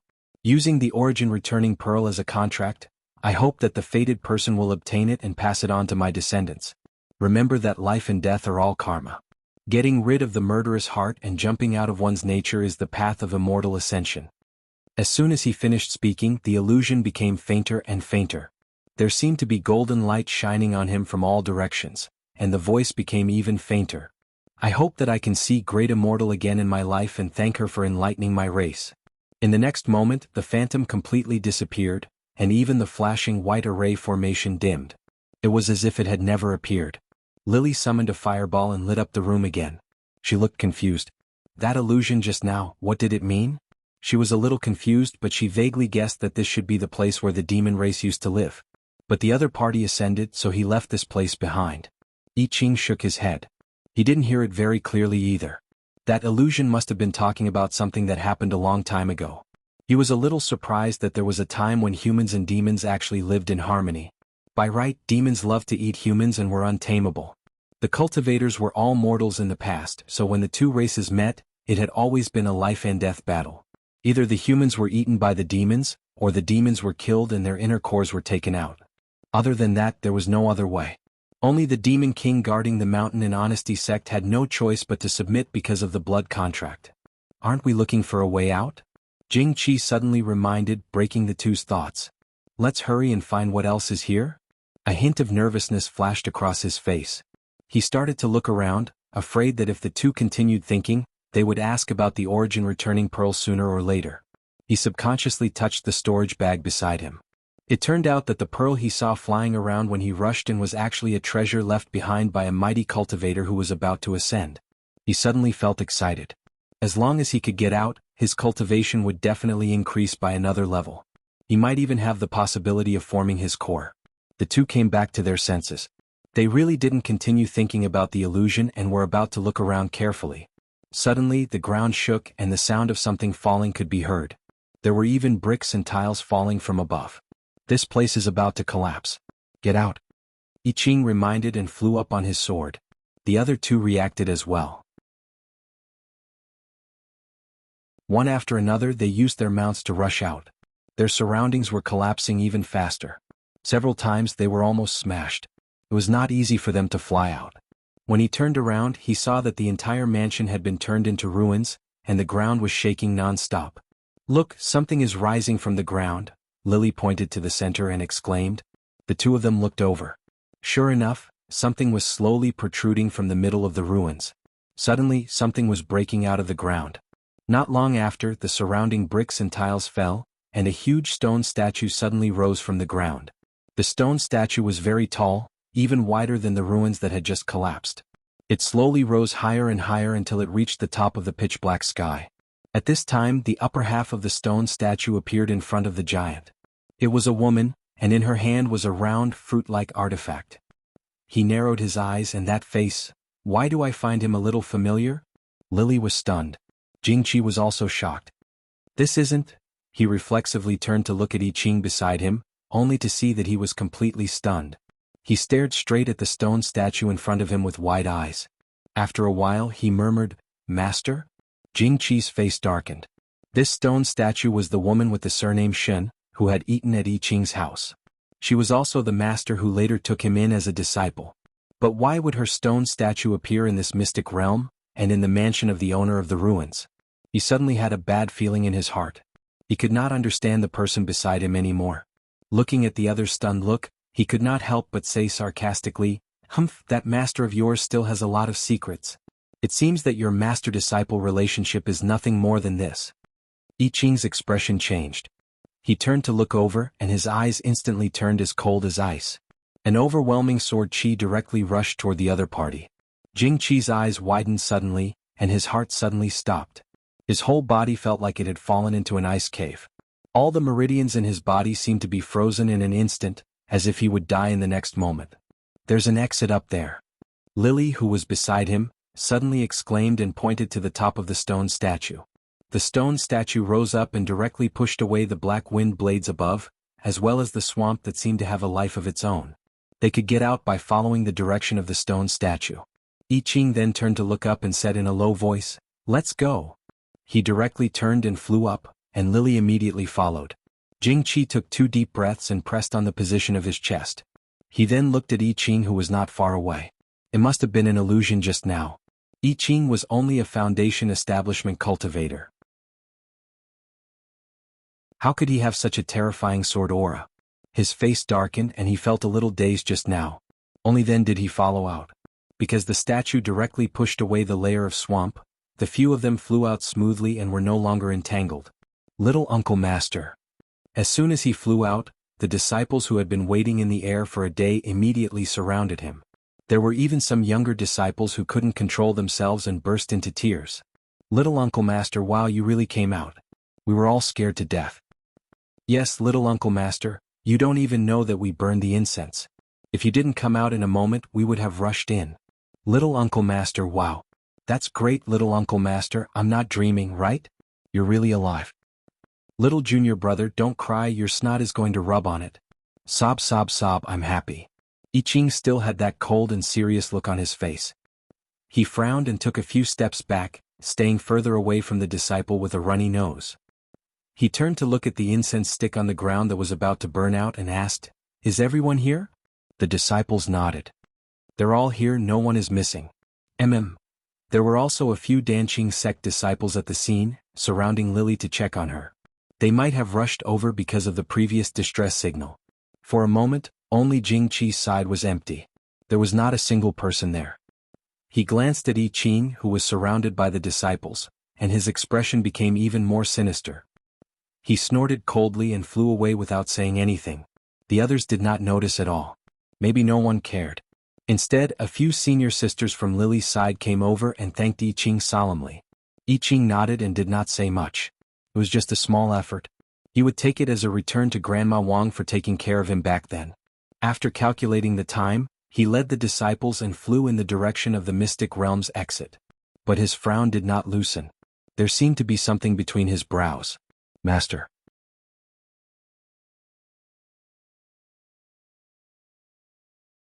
Chapter 327. In this trip to the mystic realm, Honesty Sect achieved unprecedented success. It was different from other sects who gained a lot of spirit herbs and resources. The disciples of Honesty Sect brought back a pile of demon cores. Lu Hong looked at the mountain-like demon cores handed over by the disciples, and his mouth twitched. He had the illusion that his own disciples cleared the mystic realm of all demon beasts. After checking the demon cores and making sure there was no aura harmful to cultivation, he waved his hand and asked the disciples to keep the demon cores. I Ching was indeed the disciple of a supremacy. The number of demon beasts his team gained was more than all the disciples who went in for training over the years. It was even more than 10 times that of his adult son Lu Tao's team. Lu Tao was very sad about this. He wanted to pick up demon cores with little Uncle Master. But his father insisted that he lead another team. They already got a lot of demon cores this time, okay? He was not the first hero but the second. Lu Tao was a little upset. What made him even more upset was After the disciples who followed Little Uncle Master's team came back, most of their cultivation actually increased. Even those who did not, their swordsmanship improved a lot. Little Uncle Master even formed his core directly. So Lu Hong turned around and locked his son in the sword array without a word. Look at him. To I Ching, forming a core was no different from meditating and drawing qi into his body. There was not even a lightning bolt, and his golden core was formed. But Lone Moon casually attracted a few bolts of lightning beside him, saying that it was just for show, and also to tell everyone that he formed his core. He looked at the golden core inside his body, and suddenly a feeling of uncertainty arose in his heart. He frowned as if thinking of something, and a look of confusion flashed across his face. So, that night, Shining looked at the person beside the bed and sighed deeply. Sending supper? Shaking his head. Sending drinks? Still shaking his head.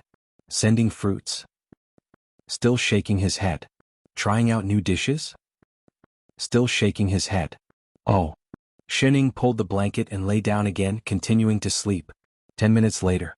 The blanket was lifted and Shining sat up directly. Chef. Master.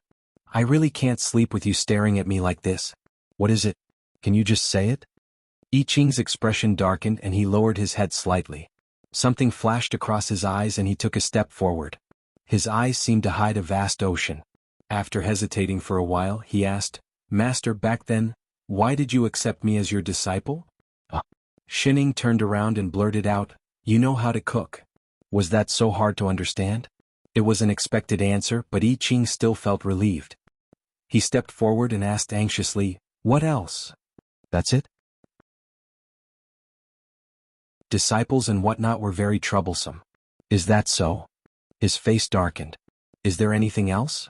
She really wanted to sleep. The turbulence in I Ching's eyes slowly calmed down. He focused on the person in front of him. A moment later, the corners of his mouth lifted to reveal a smile. That's all. Actually, I haven't seen Master for a whole month. I'm worried about how Master is doing these days, so I came to see. Shining tilted her head and looked at the young man in front of her. Her expression darkened. So you stared at me for 3 nights? I Ching was stunned. He sat down on the edge of her bed. His expression darkened. If I don't see Master, I can't be at ease. He felt as if she would disappear in the blink of an eye. His expression softened. Then he added, And Master often kicks the blanket in the middle of the night. His expression was conflicted. It was obvious that he wanted to say something, but he couldn't say it. It made people want to bully him for no reason. Xin Ying's expression darkened. The urge to bully a little child emerged in her heart once again. Suddenly, she leaned forward towards the person beside the bed. She was so close that she was almost touching him. I say, little chef, do you know that it's very dangerous to run to the bed of an older single woman in the middle of the night? Xin Ying's sudden approach startled Lone Moon. Her warm voice swept across his face. Instantly, he felt his face heating up. His heartbeat quickened. His eyes widened as he subconsciously replied, W? What? Danger? You want to know? Xin Ying leaned even closer to him. She stared at his entire face, which was dyed red. Think about it? Oh. Xin Ying suddenly reached out and pulled his collar forward. Then, with a flip of her body, she threw the person in front of her onto the bed. She turned around and pressed on top of him. She sat on top of him. Who asked you to send yourself to me? With a swoosh, she pulled open the clothes in front of his chest and pressed one hand against his burning chest. Her eyes narrowed into a line. She smiled like a big bad wolf. There's a danger of losing your virginity. I Ching's entire body froze. His mouth was slightly agape as he looked at the person in front of him. He couldn't react for a long time. Until Xin Ying's hand slid down from his chest. With an evil smile, she slowly moved to the belt at the side of his waist. He trembled. Subconsciously, he grabbed her hand. Xin Ying didn't move again. She just narrowed her eyes and looked at him. Master. What? I changed my mind. I want to go back to sleep. No. Ha. I often heard people say that I'm a human cauldron that Master has been raising since I was young. I didn't believe it in the past. But now, it's really? What? No matter what Master does, disciple is willing. It's just that I've never learned it, disciple doesn't know how. Master, my heart is beating so fast. Is this normal? Master, human cauldron, how do you do it? She looked at the person in front of her. His face was pure and sincere. He was looking at her with trust. Xining felt that her conscience was being hit hard. Each hit was heavier than the last. Instantly, all the mischievous thoughts that had accumulated in her heart, and the half a bit of eagerness to try it out, were all gone. Suddenly, she remembered that the person under her was still a 16-year-old young man. The heart of the old auntie who teased fresh meat was broken. She completely could not do it. The corner of her mouth twitched. She turned and rolled to the bottom of the wall. Her back was facing the person behind her. She even purposely arched her body like a shrimp. She arched a certain someone outwards. Her entire person was exuding a decadent aura. Master. Sleep. Oh. A while later, Master. A careful voice. Have you finished plucking? Actually, she felt that something was wrong. Shut up. Oh. Another while later, Master. An even more careful voice. Actually, I can still take it. Why don't you pluck again? Scram. Xining couldn't take it anymore. She kicked the person on the bed off. Chef who had lost his memory wasn't cute at all.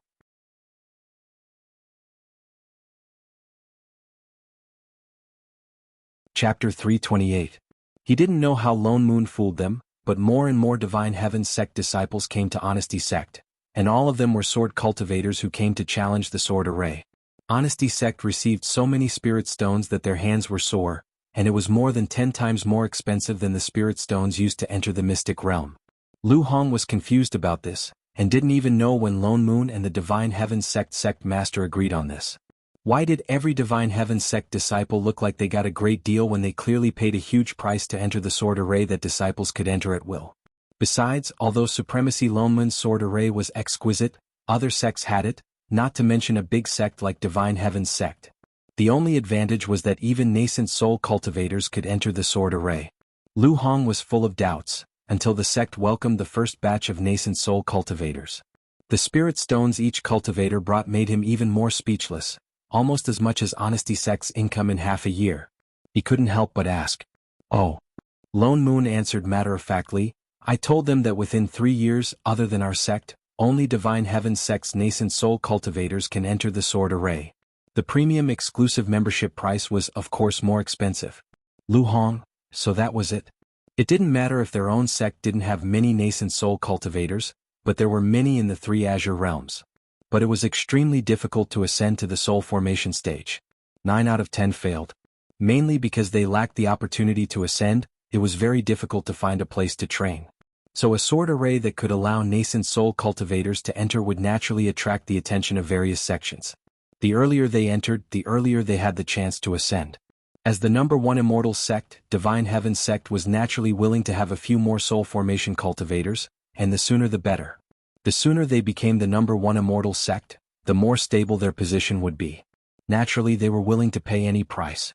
And their Honesty sect gave Divine Heaven sect so much convenience. Presumably, the relationship between the two sects would be different in the future, and it would be more beneficial to Honesty sect. As expected of a soul formation supremacy, he had already thought so far ahead? As the sect master he was really ashamed. Supremacy, you are really far-sighted. He cupped his fists and bowed seriously, having the urge to throw out the position of sect master for the umpteenth time. Lone Moon, who only wanted to raise the price, so he pulled a living signboard. Reality proved that Lone Moon's sword array was indeed very useful. In just a few years, the cultivation of the disciples in the sect had reached a new level. There were even some disciples who were originally at the golden core stage who successfully formed their nascent souls. Wu Wang was no longer a sect that only had 2 nascent soul cultivators. It was the same for the people from Divine Heaven's sect, especially the few nascent soul cultivators. After coming out of the array, although they didn't directly advance to the soul formation stage, the cultivators who hadn't moved for many years had more or less loosened up. Everyone was pleasantly surprised, and they were even more generous with their spirit stones. Some even took the initiative to increase the price.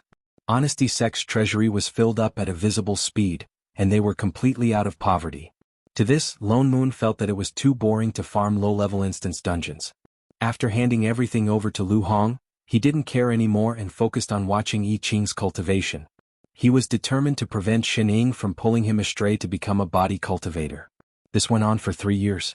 Since returning from that mystic realm, I Ching didn't know what stimulated him, but he became more and more diligent in his cultivation. His set of sword techniques became more and more perfect. His original cultivation was there, and he just lacked the recovery of spirit power. Once he got serious, his cultivation rose even more. In less than 3 years, he directly reached the golden core stage and was about to form his nascent soul. Lone Moon could only stop him. How long had he been cultivating? In less than 6 years he formed his core.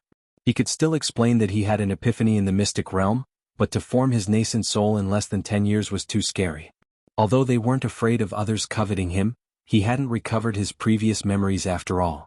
If he jumped too fast, something would really happen to his body. Then all their efforts would be in vain. To this, I Ching didn't say anything. Stuck at the half-step nascent soul stage, he really stopped when he said so. What? Sect competition? Lone Moon glanced at Lu Hong, who was smiling confidently. That's right. Lu Hong nodded and said, there is a sect competition in the 3 Azure realms every 10 years, and each sect takes turns to host it. In recent years, the disciples in the sect have been quite active in cultivating. It's a good thing to be able to participate in the competition. Yes, then let's go. Why tell him? But Lu Hong looked troubled. Looking at Lone Moon's expression, he gritted his teeth and said, the sect competition this time, the various sects suggested, to be held in our sect. What? Lone Moon glanced at him. It was written all over his face that if he wanted to hold it here, would they pay? Lu Hong wiped his cold sweat.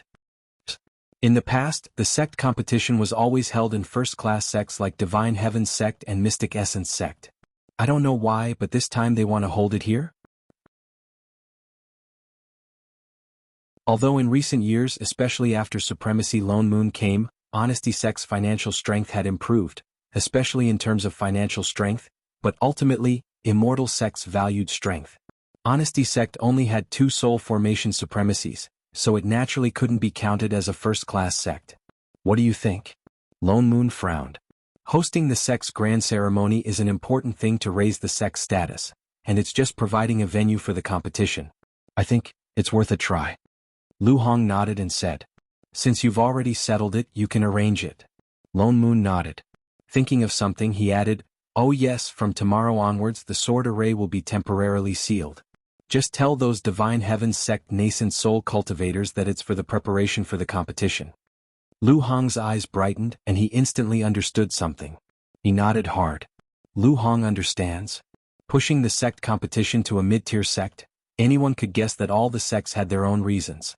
And the only thing that could make people think about Honesty Sect was that sword array. Yet in these 3 years they only accepted Divine Heaven's sect disciples into the array.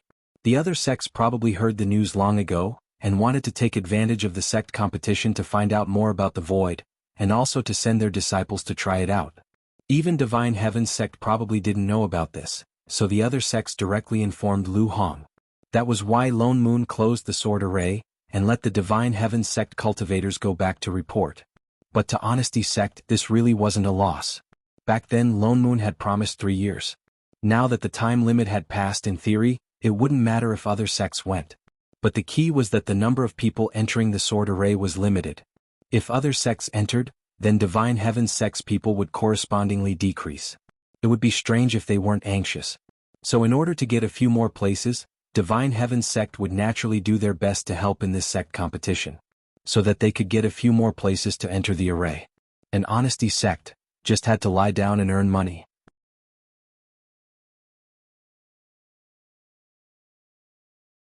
Chapter 329.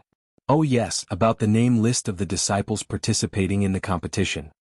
Lu Hong's eyes brightened and he said expectantly, the Qi Refinement and Foundation Establishment disciples are easy to arrange, but the Golden Core disciples are a bit difficult. You want I Ching to participate? Lone Moon was shocked and instantly guessed what he meant. Lu Zhang smiled and nodded and said excitedly, I Ching is the disciple of 2 supremacies. He is very talented, and in the mystic realm he even directly comprehended the core formation. I think he can definitely help our sect to obtain the golden core. No. Before he finished, Lone Moon rejected him instantly.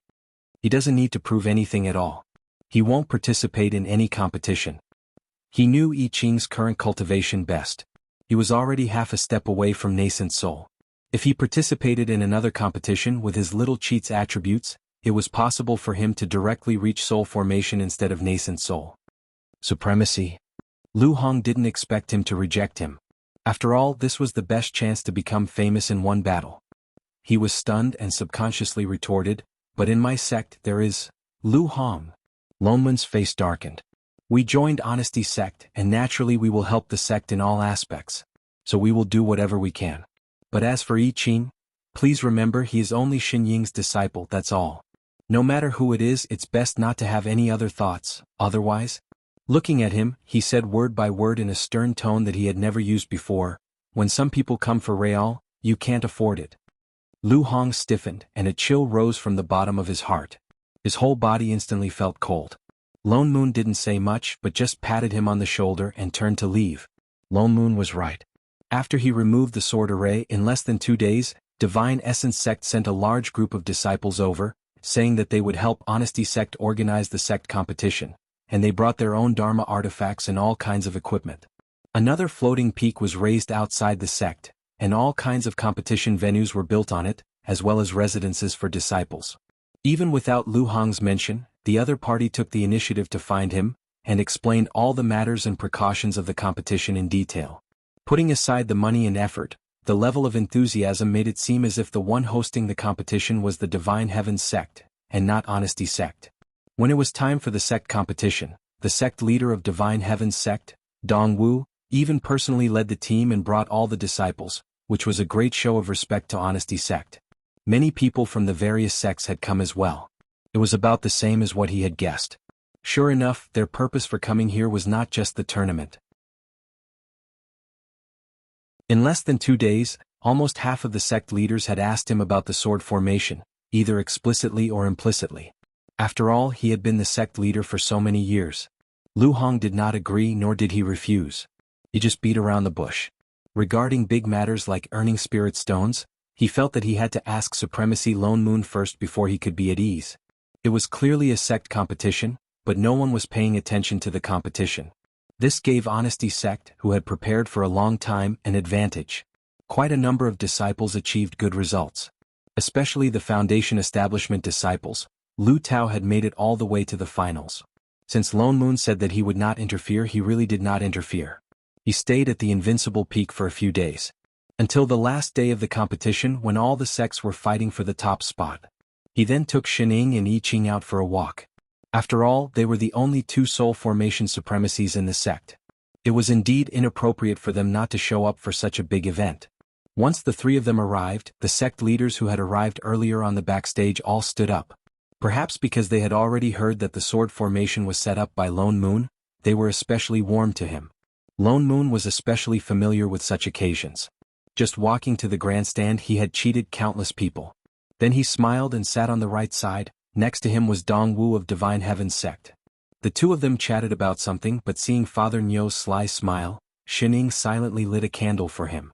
Not long after they sat down, the competition had already started. Lone Moon had to stop talking. Looking at the arena, the Qi Refinement Group's competition was in front. It was a man and a woman fighting against each other. They were disciples of Red and Green Sect and Mystic Essence Sect. They looked young, especially the female cultivator. Her bone age looked to be less than 16 years old. Lone Moon frowned. Somehow she looked familiar, but he could not remember where he had seen her before. The Qi Refinement Group's competition ended very quickly. The female cultivator from Red and Green Sect used an explosive elixir to blow her opponent off the stage and won. Perhaps it was a coincidence, but the sect leader of Red and Green Sect was sitting not far from them. The moment the female cultivator got off the stage, she walked towards Yi Qing happily. Before she reached the Green Pill Sect's position, her eyes suddenly lit up and she looked straight in Yi Qing's direction. Her eyes seemed to be blooming with flowers. Her young face was filled with excitement and a trace of lingering affection. Lone Moon's heart lit up. He suddenly remembered who this woman was. Wasn't she the little girl who came out of the mystic realm with Yi Qing? He heard from the disciples that she was his childhood sweetheart, and Yi Qing even saved her in the mystic realm. So, from the looks of this girl, she was his childhood sweetheart and he had saved her life. Was she going to repay him with her body? Lone Moon felt excited for no reason. He nudged Shining beside him and said gloatingly, "Hey Shining, do you see that girl?" He pointed to the girl on the right and said meaningfully, "Looks like you have a love rival." Xin Ying's hand that was nibbling on her fruit slipped. She looked stunned. Hurry up and tell me, what do you think? Shining tilted her head and looked in the direction he was pointing. Then she turned back to look at Chef, who looked normal. What? Lone Moon rolled his eyes. I didn't expect Chef to be so charming. That girl obviously likes Chef. Is that so? Shining was stunned. She looked at the two of them again as if trying to figure out the truth of his words. She did not look jealous at all. Chef, on the other hand, was stunned. He stepped forward and looked at the two of them, who were whispering to each other. Master, what's wrong? Why are you whispering to each other without me? He subconsciously turned to look in the direction she was looking at. He saw a girl dressed in pink. She looked familiar. That girl's eyes lit up even more. Her face turned even redder. She looked even more excited. She clenched her fists by her side. As if she could not help it, she walked over excitedly. Look, she's coming. She's here to snatch people. Lone Moon looked like he was watching a good show. The girl got closer and closer. The more she walked, the more anxious she became. Towards the end, she was even jogging. Her smile was especially bright. She seemed to be flying over impatiently, heading straight in I Ching's direction. Then, she pushed I Ching away and hugged Shining, who was behind him. Shining? Lone Moon? I Ching?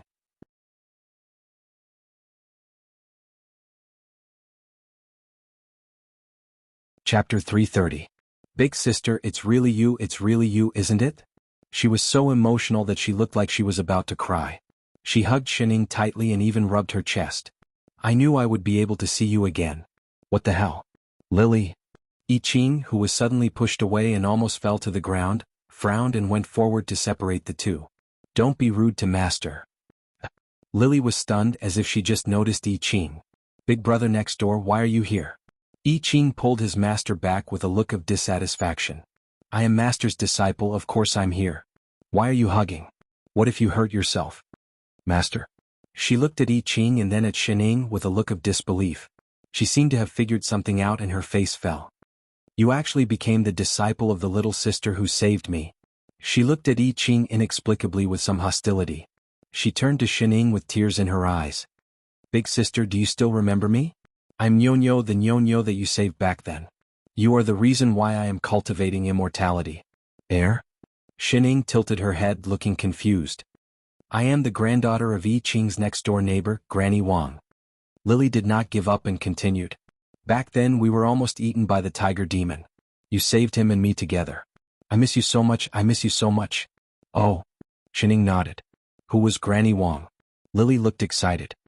I fainted back then, so I didn't have time to talk to big sister. Now I finally see you again. I have always wanted to ask you. She could not help but hold her hand again and said sincerely, Big sister, do you still lack disciples? I Ching, Lone Moon, the sect master of Red and Green sect who had just followed, Hey, do you want to join another sect in front of your own master? There's no need. I Ching's face darkened. He could not help but pull her hand away again and even wiped it on Shinying's hand. He said word by word, My master has no plans to accept any more disciples. Big brother next door, you are too stingy. Let me be your junior sister. I will definitely be very obedient. No need. She was resolute. It's not like you're the one accepting the disciple. What right do you have to say no? No means no. Look at you, you're just a selfish bully. I still want to acknowledge you as my master. How dare you? Sword chi filled the air. Are you and I afraid of you? Give it a try. He drew his sword. Lone Moon was speechless as he watched the two of them about to start fighting. They looked at each other as if they were thieves. It was supposed to be Shinying's love rival, but it turned out to be Chef. The world changed too quickly and he couldn't react in time. On the other hand, the sect leader of the Red and Green faction could not take it anymore. He coughed and said coldly, Lily. What? Lily was furious. She turned around and glared, only to find that the one standing behind her was her master. Instantly, her momentum weakened. Master, you've just won the competition. Why are you messing around again? The other party looked at her disapprovingly with a hint of reproach. Lily looked aggrieved. After thinking for a while, she said excitedly, Master, I found the big sister who saved me back then. Look, it's her. I heard it. The sect leader of the Red and Green faction's mouth twitched. He heard it and knew that she wanted to join another sect. But due to etiquette he could only bow. Two supremacies. Lone Moon hurriedly returned the bow. The sect leader of the red and green faction then turned to look at Lily. Alright, just thank her. This is the sect competition. You can't mess around like this. Follow me back. With that said, without waiting for her reply, he dragged her back awkwardly. Yet Lily did not give up. As she was being dragged, she did not forget to look at Shening affectionately. Big sister, when the competition is over, I'll come and find you. You have to wait for me, you have to wait for me. My name is Lily.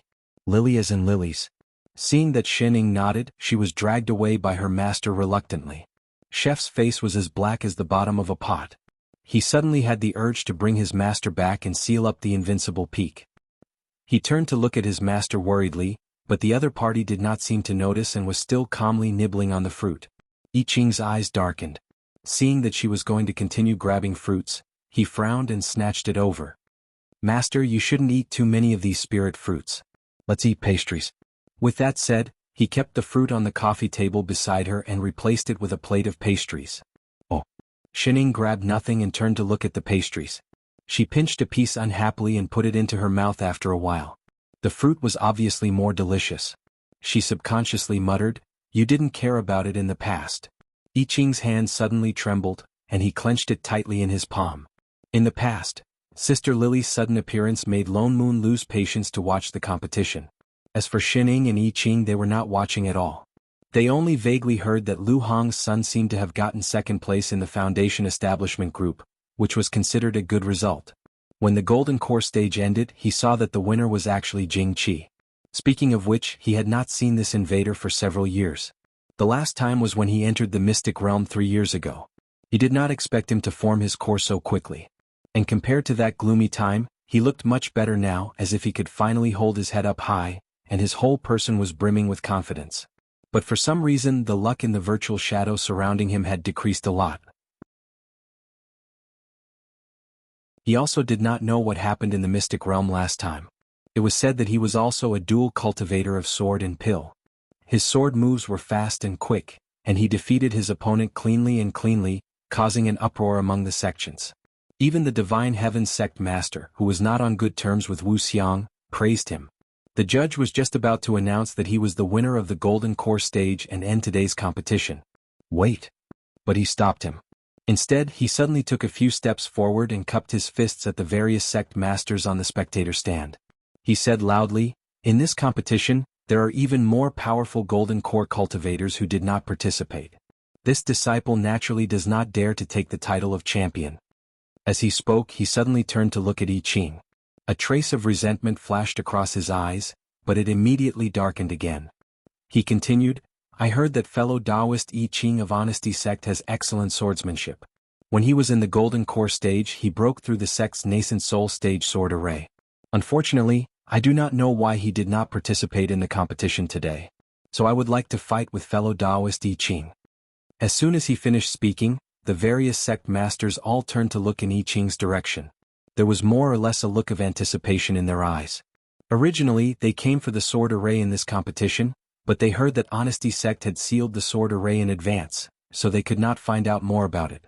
Suddenly, a provocation came out, and the other party was someone who had broken through 10 levels of the sword array. Wasn't it exactly what they wanted? How could it not make him excited?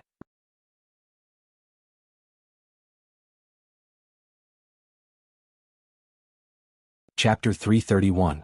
Divine Heaven sect master Dong Wu's face darkened. Others might not know the effect of the sword array, but he was very clear about it. The few cultivators in the sect who were about to break through to soul formation were proof. He wished that other sects didn't know what it was so that they wouldn't have to steal their spots. He didn't expect a fool to appear in his own sect. Jing Qi, shut up, don't be rude.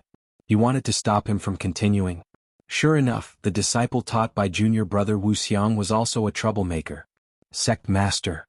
Jing Qi had no intention of withdrawing.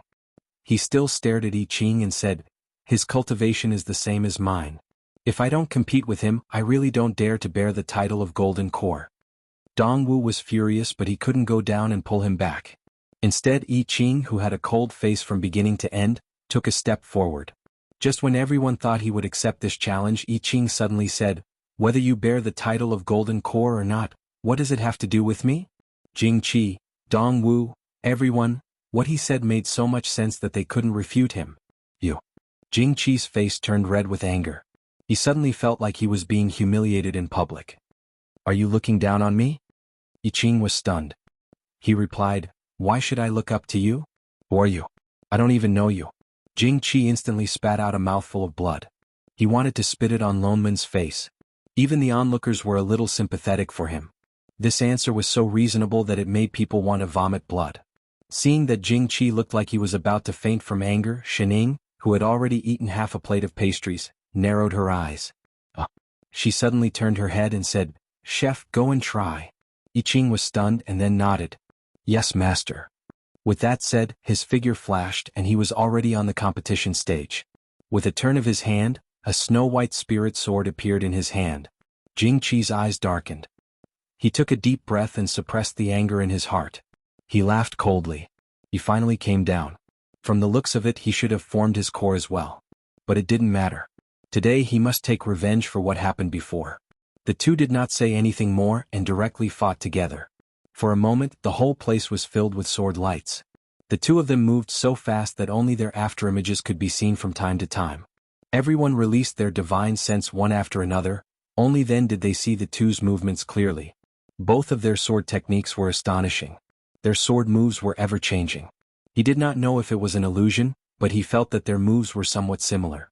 However, Yi Qing's sword moves seemed to be more exquisite. In the beginning, Jing Qi was still able to fight evenly with him. However, as the fight went on, Jing Qi became more and more exhausted. There were even a few times when he was unable to dodge his opponent's moves and was directly swept by the sword light. If not for the Dharma robes he was wearing, the competition would have been over. The more Jing Qi fought, the more shocked he became. He did not expect Yi Qing's sword technique to be so powerful. Even though he had received the inheritance from the essence-converting ball, he still could not defeat him. Was this the sword technique that his master had taught him? The more he thought about it, the more hatred he felt. If it wasn't for him, he would have had the chance to learn such an exquisite sword technique. How could she be accepted as a disciple by that ungrateful old man Wuxia? He was indeed his nemesis. If he didn't get rid of him now, he would be an even bigger obstacle to his cultivation in the future. Hardening his heart, he gritted his teeth and dodged his opponent's attack. Seeing that thousands of sword chi were about to hit him, he changed his hand's seal. He calmed his heart and pulled out a trace of his consciousness to connect with the essence-returning pearl in his arms. In an instant, an endless stream of energy flowed out from the pearl. The spirit chi in his body surged and instantly bounced back the attacking sword chi. It even forced Yi Qing to take 2 steps back. A suppressive force that was even stronger than that of a soul formation cultivator attacked Yi Qing. Thousands of spirit swords appeared and attacked Yi Qing. Every sword seemed to be alive. Wind, fire, thunder, and lightning even appeared on the swords. Yi Qing dodged but did not have time to dodge. In an instant his body was cut by many wounds. Especially that special suppressive force, it made it even more difficult for him to move. He could not even move a step. 5 elemental lightning fire array. As there was an isolation array around the spectator stand, the crowd did not feel that suppressive force. But they recognized that array.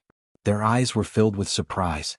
That was an array that even nascent soul cultivators might not be able to master. Jing Qi could actually summon it and control it so freely. This kind of talent could be considered one of a kind in the 3 azure realms. Yi Qing could only surround himself with sword chi to block the omnipresent spirit swords. But the suppressive force was even more severe. He felt suffocated and a sweet taste of blood welled up in his mouth. He knelt down on one knee.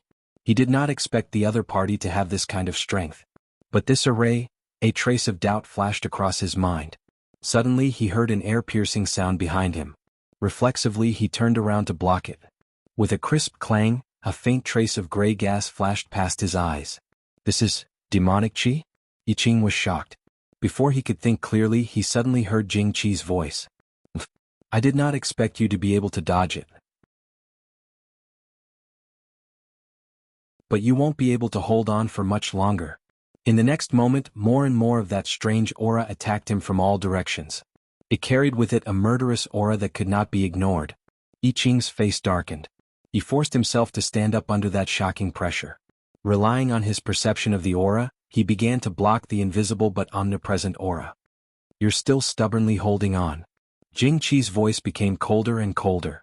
There was even some anger in it. Let's see how long you can hold on. With that said, the person who was originally still holding on to the array suddenly took up his sword and walked in his direction. His face was full of the pride of a victor. I Ching, from the first time I saw you, I knew that you were my biggest obstacle. You think so too, right? What? Obstacles must be eliminated. No one will know that I killed you. They will only think it was an accident. His sword was placed directly on his neck. Only when you are dead can my path to immortality be smooth. So who exactly was this person? After today, I will be the strongest golden core sword cultivator in the 3 Azure realms. In the future, I will naturally become the strongest sword immortal. Sword immortal? As for that master of yours who is proficient in swordsmanship, I will take over for you. He suddenly smiled. Master. I Ching's eyes suddenly turned cold. A faint cold aura emanated from his body. What did you say? I think she will be happy to accept an outstanding disciple like me. The more he spoke, the more pleased he became. His attacks became more and more concentrated. As long as you are dead, shut up. Before he finished speaking, I Ching, who had not yet had the strength to resist, suddenly exploded with a huge amount of sword chi. It surged out like a tsunami. It directly repelled the surrounding spirit swords and that special aura, as well as Jing Chi directly.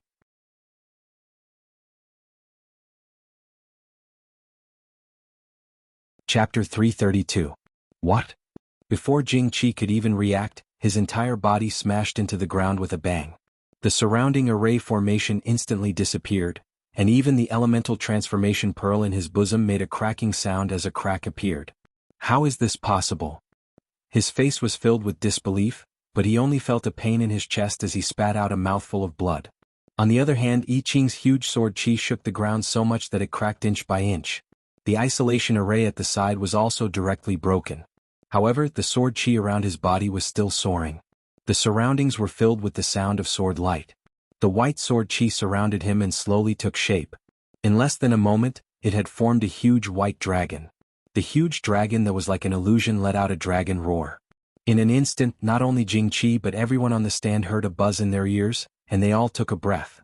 This is sword intent. They had never seen such a strong sword intent, like a real dragon. Everyone was shocked. Was the other party really just a golden core cultivator? I Ching just looked straight at Jing Chi, who was spitting out blood. His eyes seemed to be burning with a fire that could destroy everything. He said word by word, "Stay away from my master, little, be asterisk tish." As soon as he finished speaking, the huge dragon formed by the sword chi behind him opened its mouth and rushed towards the other party. Jing Chi's eyes bulged and the fear of death hit him. He remembered all the sword techniques and spells and screamed, "Help! Help me! Holy shit, I Ching!" Lone Moon was shocked. Why did he suddenly get angry? If this sword intent kept smashing down, the invader would not even be left with ashes, not to mention alive. He could not die now. Anxious, he flew directly to the center of the field. He was just about to stop it, but someone beat him to it. Shining suddenly appeared by his side and called out.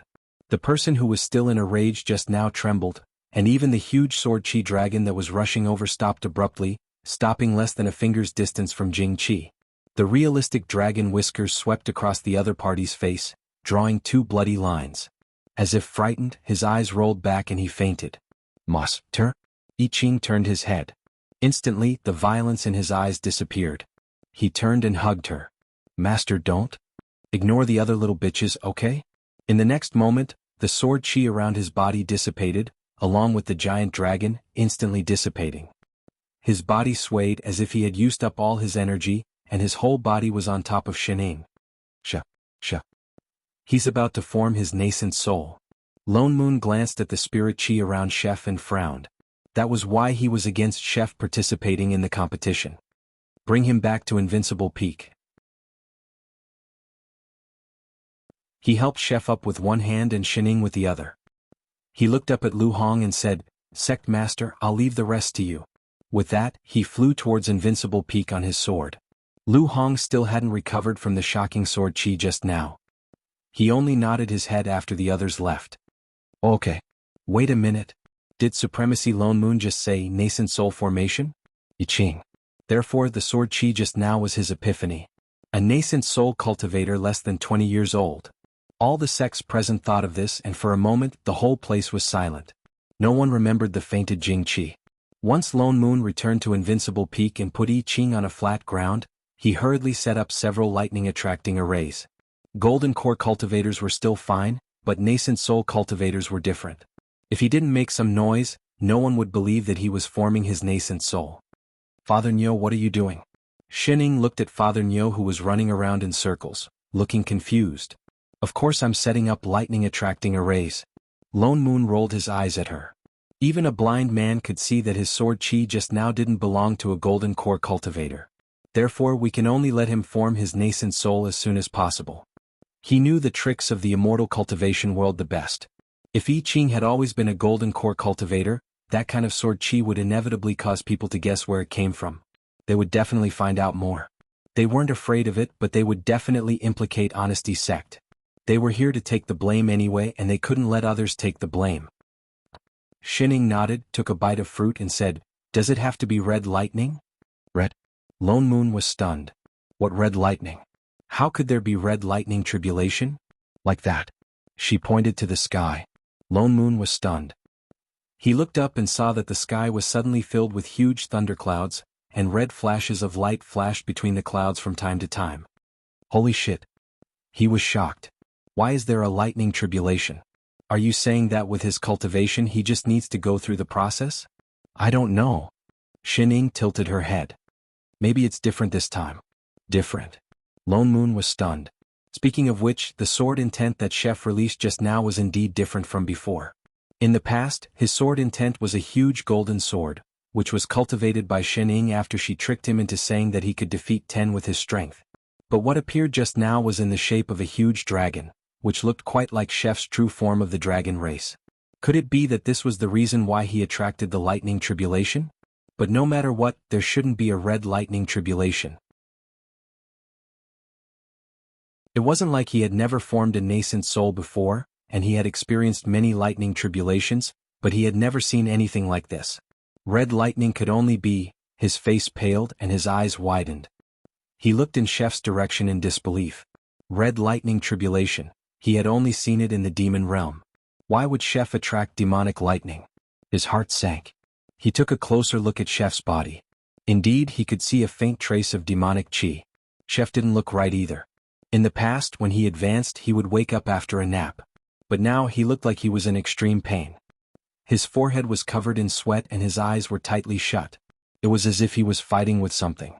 This was a mental demon tribulation. Holy shit, Chef actually attracted a mental demon tribulation. His eyes widened in disbelief. How could he have a mental demon? Among the three of them, the one with the purest mind was Chef. He was the kind that had a clear path to the end. By right, anyone could have a mental demon except I Ching. Why did he get a mental demon when he came back to do a simple instance again? What's going on? Do you know what his mental demon is? Shen Ying's eyes narrowed as if thinking of something. After a while she said, "Let's wait and see." The first lightning tribulation had already struck down, directly hitting Chef's body. He was originally in extreme pain, but now he opened his mouth and spat out a mouthful of blood. His expression became even uglier. As the lightning tribulation fell one after another, his expression became more and more painful. His skin and flesh were already torn and his breathing was already very weak.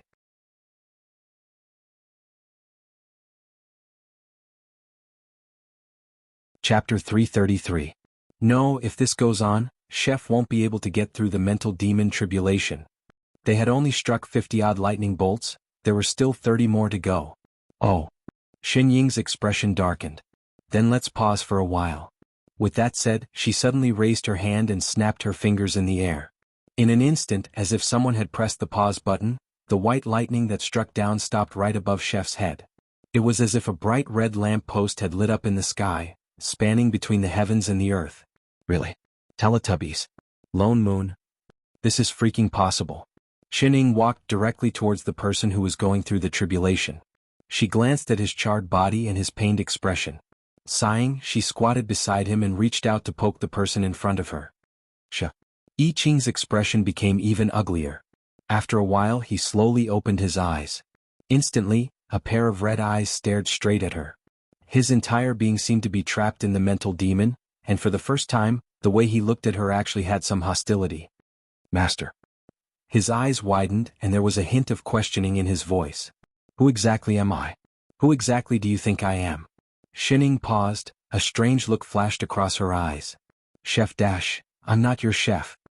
He suddenly roared as if all the emotions that he had been suppressing for a long time exploded. I'm not chef, I'm not I Ching. I don't know your past. Master. Master, why do you always treat me as someone else?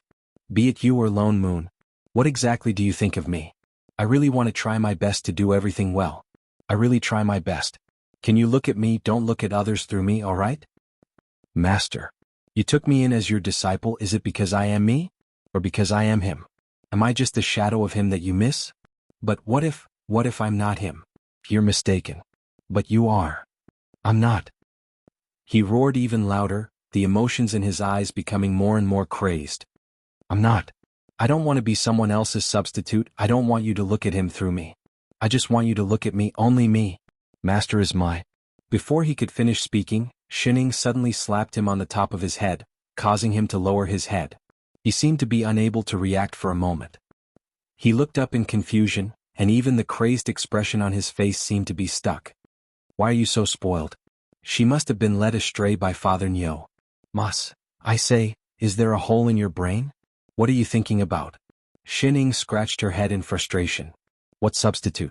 There has always been only one chef, be it you in the past or now. The only thing that separates them is you, right? Do you have nothing better to do? Am I playing schizophrenia with myself? Why don't you cook more when you have time? I've never thought about who was better, the past you or the present you. If you want to compete, you should compete with others. Why do you keep tormenting yourself? Also, you can't remember the past and you're blaming me?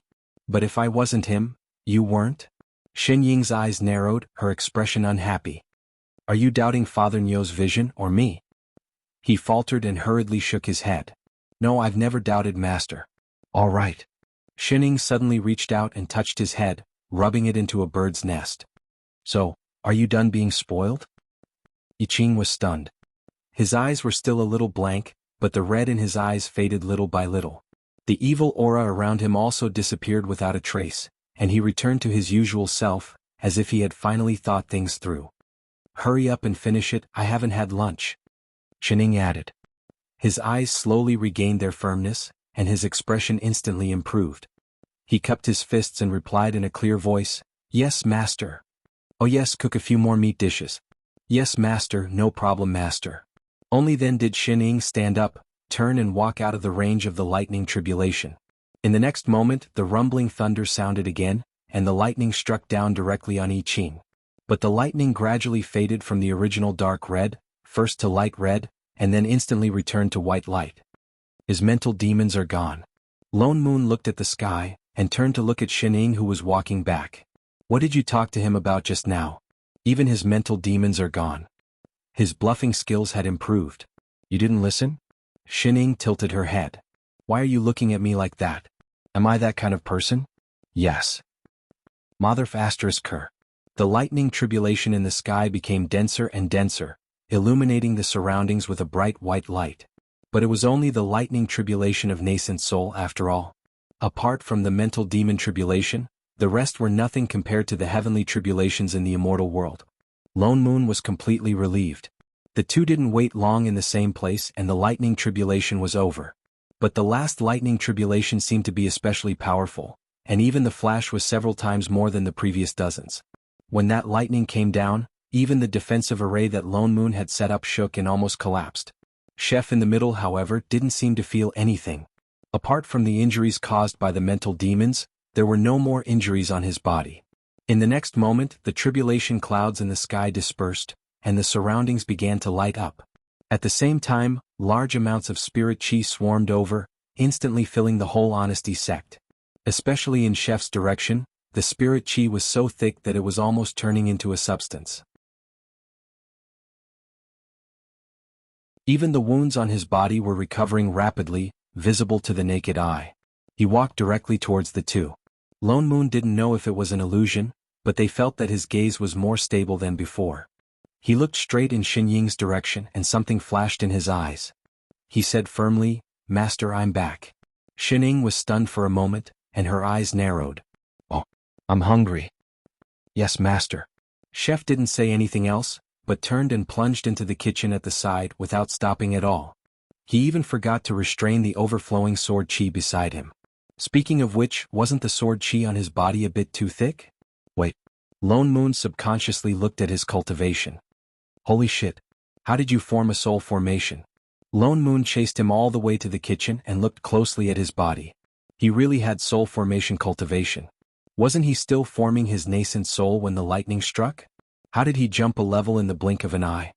I Ching looked at the ingredients in his storage bag with a relaxed expression. There's too much spirit chi. Damn, you're rising a bit too fast like this. There shouldn't be any problems, right? Is your body alright? He shook his head as he cut the vegetables. I'm fine. No, you're rising too fast. If there's really a problem, we'll send you down here for nothing. The more Lone Moon thought about it, the more worried he got. Your body has just recovered. What if there's a problem? Oh. I Ching answered casually and pointed to his side. Father Nyo, give me that plate. Lone Moon handed it over. I'll still look at it carefully for you later. It's best if Shining can also help you look at the data or something. I'll go find Shining. With that said, he turned and walked out of the kitchen. He had just walked 2 steps when his body suddenly stiffened as if he thought of something. His eyes widened abruptly and he turned back somewhat mechanically. What did you just call me? For all.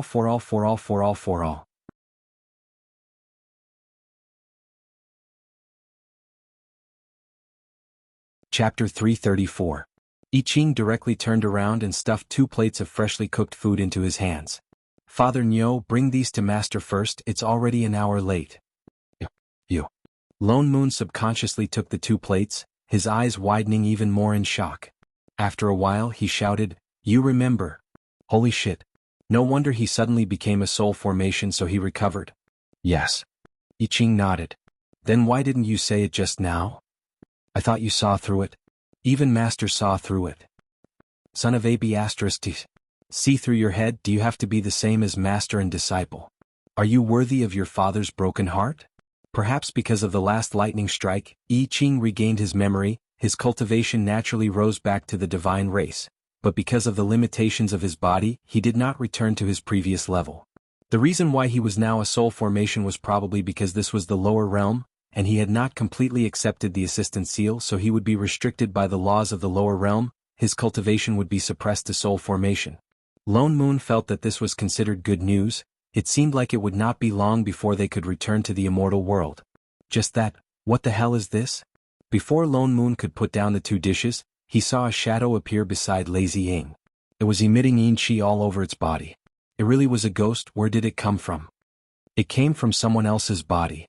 Shining said casually. What body? Lone Moon stopped halfway as if thinking of something, his expression changed. The soul of the original owner trapped in the invader's body. Shining took the dishes from his hands, picked up her chopsticks and started eating. So hungry. Lone Moon glanced at the terrified ghost shadow. On closer look, it indeed looked exactly the same as Jing Qi's current body. But it was extremely weak, transparent like a wisp of smoke that would dissipate with a blow. Why is he here? He looked confused. Wasn't he suppressed by Jing Qi, trapped in the body and unable to come out? As Shining ate, she took the time to reply, Chef's sword aura. Lone Moon paused, thinking of the competition just now. You mean Chef's sword chi directly shook him out? That can't be right. How could the sword chi be repelled? The invaders were only able to suppress it because of their luck. Wait, when they brought Chef back just now, that Jing Qi's luck seemed to be almost gone. Was it because of this, in addition to Chef's sword chi, that the other party lost the suppression of the original soul, and this soul was squeezed out? Don't tell me you knew this would happen. That's why you let Chef fight with them? Before he fought with Chef, he still had a lot of luck on him. After he fought with Chef, there wasn't much left. Even the primitive soul that was suppressed was squeezed out. Shining did not answer. Instead, while she was drinking water, she instructed, Father Nyo, after we're done eating, go and get Chef's childhood friend. What? Lone Moon glanced at her. Isn't that your new fangirl? She's a lesbian. You really want to develop her into a lesbian. He gave her an expression that said, How can you face Chef? Master, let me go. She did not know when I Ching had walked out of the kitchen and placed the dishes on the table in front of Shen Ying one by one. Then his figure flashed and disappeared. In less than a moment, he appeared in front of them with an excited girl. Big sister. Lily's eyes lit up. She jumped and was about to pounce on Shen Ying. Chef's eyes were sharp and his hands were quick. He pulled her back again. Lily immediately glared at I Ching behind her like a fireball. I'll leave this person to you. Shen Ying suddenly spoke. She pointed at the confused ghost beside her who was starting to lose consciousness. Oh. Lily was also shocked. It was as if she just noticed the ghost beside her. Ghost. Big sister is so scary. Her little face paled. She turned and wanted to pounce on Shen Ying again. But she was pulled back by the same person. I Ching used his height to grab her collar and throw her out. Little bitch. If I really let you near master, I'm not called chef. Carrot? Shen Ying, what are you doing? Lone Moon looked confused too. Why are you handing him to a little girl? What if he was caught by the invaders again? Shen Ying tilted her head. Aren't souls managed by Mengpa? Souls are managed by Mengpa, but with her. He stopped mid-sentence. Something suddenly connected in his mind. He turned and glared at the girl beside him. You're Mengpa. Lily stared blankly. What Meng? Just as she was about to ask, the look in her eyes suddenly changed. Her original innocent expression slowly turned into a look of understanding. Even the aura around her instantly changed, as if some seal had suddenly been unlocked. A moment later he smiled regretfully at the few of them. Sect Master is indeed a manager. Even you managed to recognize it. Her figure changed and she slowly turned from a lily back into a shorty. She said with a little disappointment, I've clearly sealed my memories. Lone Moon. It's true. Holy shit. You already knew. Lone Moon stared at Shen Ying in disbelief. Then he thought of something and looked at Chef. You knew too. That's right. Both of them nodded. Wasn't it obvious at a glance? Right my ass. He was going crazy. Why did you tell me? Did he still have teammates to love? Would it kill him to squeak? The two of them exchanged a look and said in unison, I thought you knew. What the hell do I know? It would be weird if he knew. Seeing that the person opposite was about to go berserk, Shen Ying suddenly looked up and said, Father Nyo, have you never unlocked the assistant authority? What assistant? He faltered. Suddenly, something flashed in front of his eyes. In the next moment, everything in front of him seemed to be different. Especially Lily beside him. A few words suddenly appeared above her head, turbid remnant consciousness. All the information about her appeared in his mind. It was as if he suddenly opened a character introduction. Even the soul beside him had the word Jingqi. But the information about him was only up to the age of 10. There was nothing after that. Shit. So the manager assistant had this kind of external function. Next time you have any assistant skills, can you King let me know in advance? He glared at Shen Ying. He was an assistant, not a nanny. Don't mind such details. Get lost. You're King lazy. Definitely. Wait. He suddenly thought of a problem. He turned to Chef. Shen Ying was a manager. It was not strange that she recognized Mengpa. How did you recognize her? He was not a real assistant yet. I Ching looked at him and answered seriously, because no one can see master at first sight. Lone Moon, Mengpa. Shen Ying. Son of AB***. She felt like she was stabbed somewhere. You're tuning in to the Han Li's Wuxia Adventures YouTube channel. We're so grateful for your support and don't forget to subscribe to join us on this incredible journey through captivating stories. Your generosity through donations truly makes a world of difference, as it's the primary source of revenue that allows me to expand and enhance this channel for you. Thank you from the bottom of my heart for being a part of this adventure.